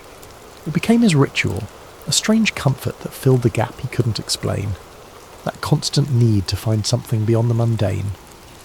It was a normal Thursday afternoon, and Ethan was on his way home from a late night of studying in the library. He was tired, his head aching from hours of staring at his laptop screen. His thoughts were muddled as he waited for the elevator to take him down to the parking lot. When the doors finally slid open, he stepped inside, pressed the button for the ground floor and closed his eyes, leaning against the wall for a moment. That was when it happened. With a sharp jolt, the elevator stopped, sending a shock through Ethan's body and jolting him upright. He opened his eyes, blinking in confusion, but there were no lights, no numbers indicating what floor he was on. Only a dim, sickly yellow glow filtered through the tiny window in the elevator door. Confused, he pressed the door open button, hoping to see something familiar. The doors shuddered open with a creak, revealing a room. Not the parking lot, not even the dimly lit hallway of his university building. Just an empty room with faded, peeling wallpaper and harsh fluorescent lights buzzing overhead. Ethan hesitated, peering out into the strange expanse. The wallpaper was an ugly, sickly yellow, dotted with tiny, unrecognisable stains, and the floor was covered in cheap industrial-grade carpet that looked damp in places. The hum of the lights seemed louder out here, a grating drone that wormed its way into his skull. He felt his stomach churn, a deep primal unease settling over him. Taking a deep breath, he stepped out of the elevator. The doors closed behind him with a loud clang, but when he turned around, the elevator was gone. Nothing but an empty wall stood where it had been.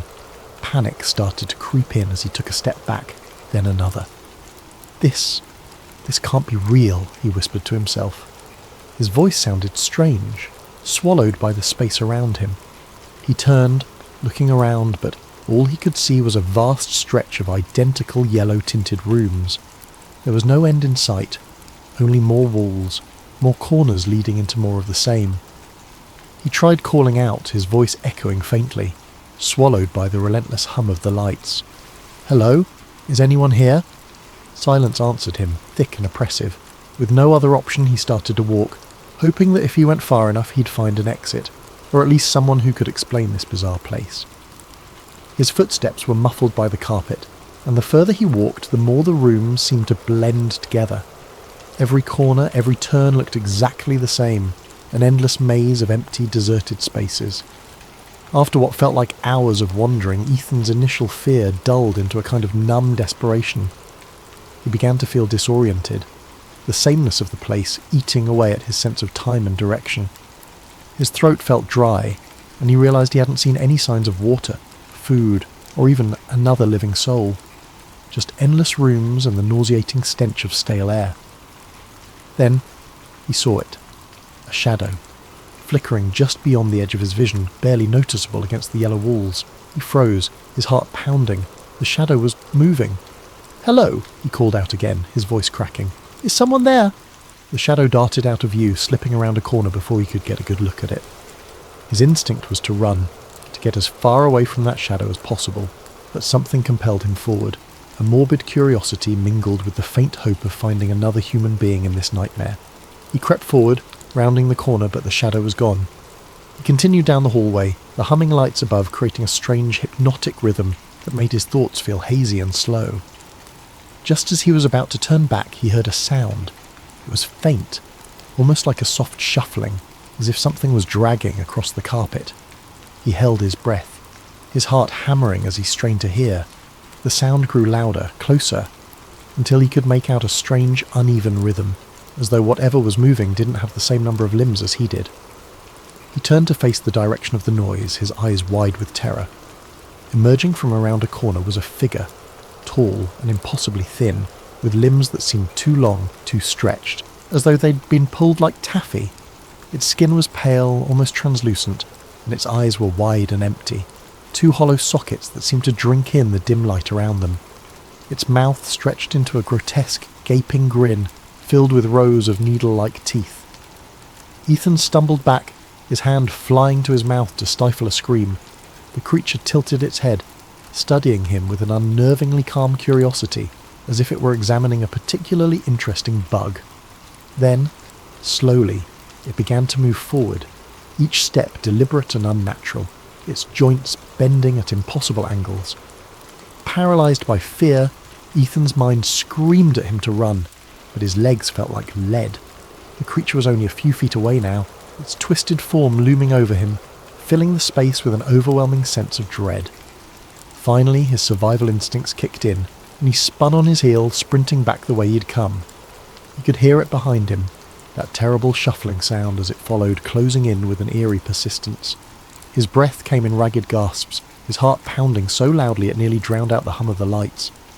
He took random turns, ducking through rooms and around corners, hoping to throw it off his trail, but no matter how far he ran, he could still feel its presence lurking just out of sight.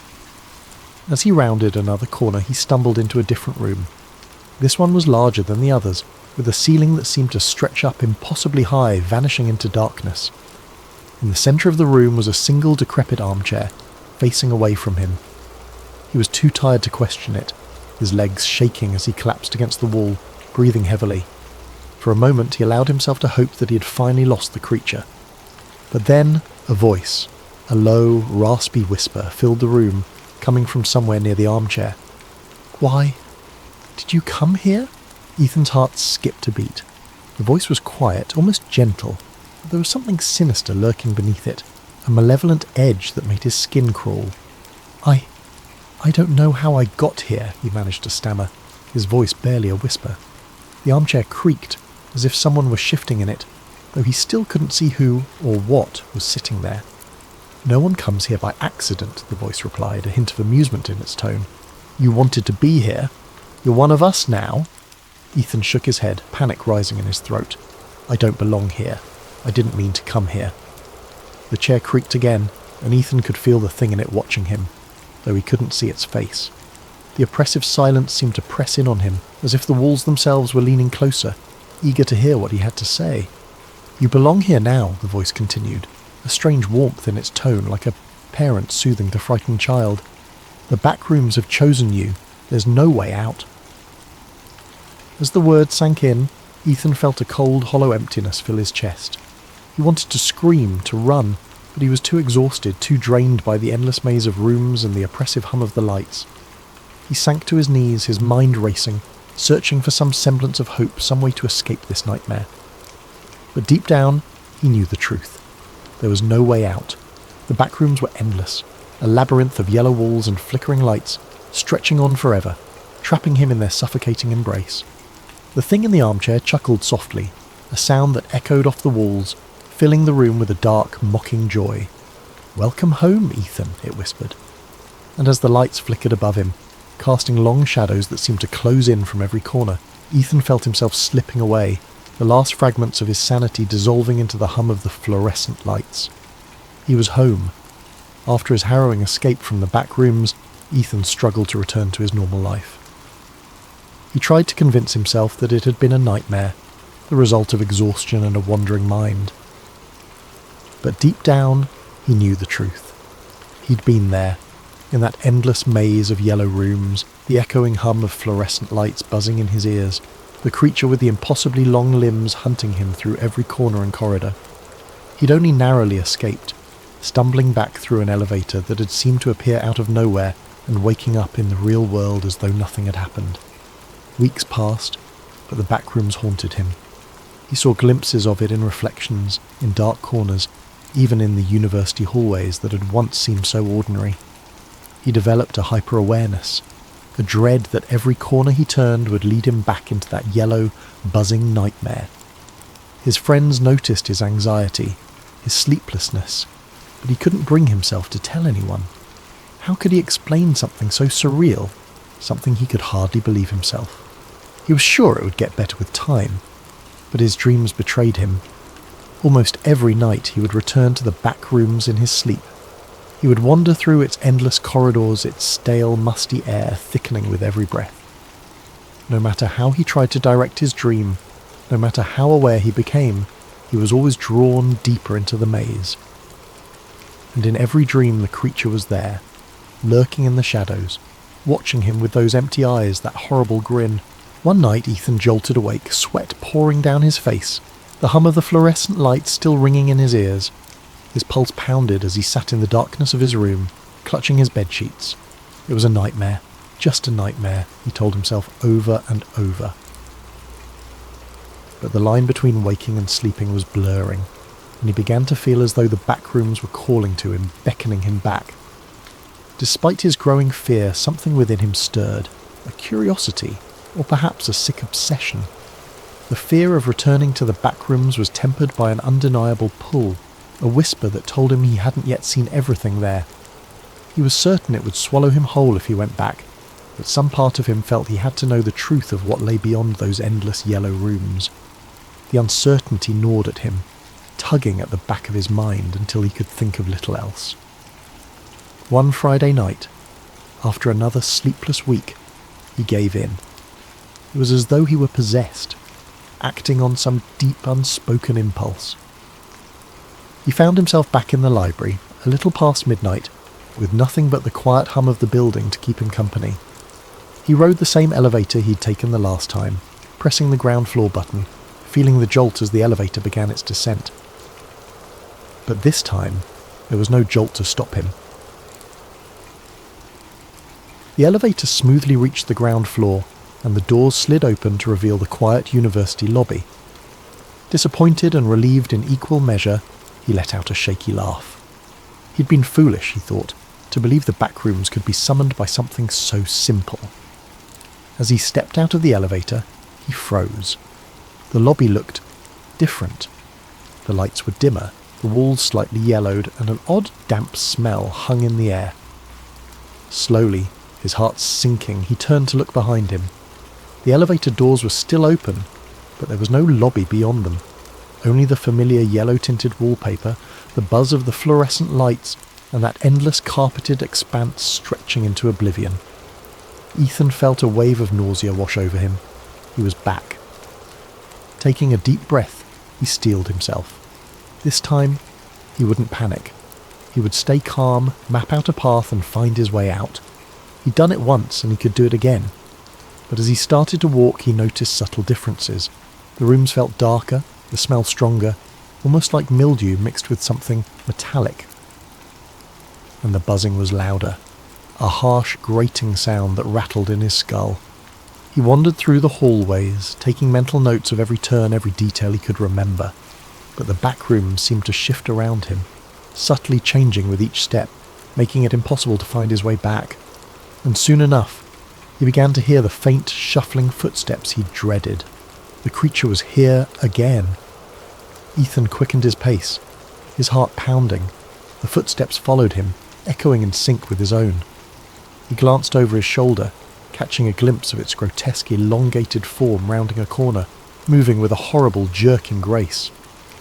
He forced himself to keep calm, his mind racing as he tried to think of a way to escape. Room after room he searched for a way out, for any clue that could guide him. But the rooms seemed different this time, as if they were trying to trap him. The walls seemed to close in on him, narrowing with every turn, the air growing thick and stagnant. The creature's footsteps grew louder, closer, and Ethan knew he couldn't keep running forever. Finally, he stumbled into a room that looked different. A wide, empty space with a single door at the far end, something he hadn't seen before. With no other choice, he sprinted for it, throwing himself through the door just as he heard the creature behind him, its horrible breathing echoing in his ears. He shut the door, his back pressed against it as he gasped for breath. The room he'd entered was dimly lit, quieter, the buzzing sound fading to a low hum. The wallpaper was still that sickly yellow, but the atmosphere felt different, almost like a forgotten place, untouched even by the back rooms. In the centre of the room was a large rusted metal door, unlike anything he'd seen in his previous visits. With a surge of hope he moved towards it, gripping the cold handle. He pulled and the door swung open, revealing a dark, narrow passage. He didn't hesitate. He stepped inside, the door closing with a heavy thud behind him. The passage stretched on, the air growing colder, the walls narrowing until he could barely fit through. He squeezed his way down the hallway, his hands brushing against rough, uneven walls, and as he moved he noticed something strange. The buzzing of the fluorescent lights was gone, replaced by an eerie silence, broken only by the faint drip of water echoing somewhere in the distance. He kept moving forward, the passage twisting and turning in unpredictable ways. The deeper he went, the darker it became, until he was stumbling blindly, feeling his way along the walls. His sense of direction was gone. He was deep within the back rooms, deeper than he'd ever been before, in a place that felt hidden, even from the horrors he'd already encountered. Finally, he saw a faint glimmer of light ahead. Desperate, he hurried toward it, his heart racing with hope. As he reached the end of the passage, he found himself standing before another door, this one old and weathered, with strange symbols etched into the wood. With trembling hands he opened it, stepping through into his room, his own bedroom, dimly lit by the first light of dawn. Ethan stared in disbelief, feeling the familiar softness of his carpet beneath his feet, the quiet hum of the city outside his window. He was home, truly home. He took a deep breath, his heart finally beginning to slow.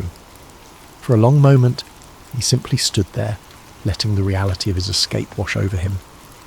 The back rooms had let him go. Somehow, he'd finally escaped.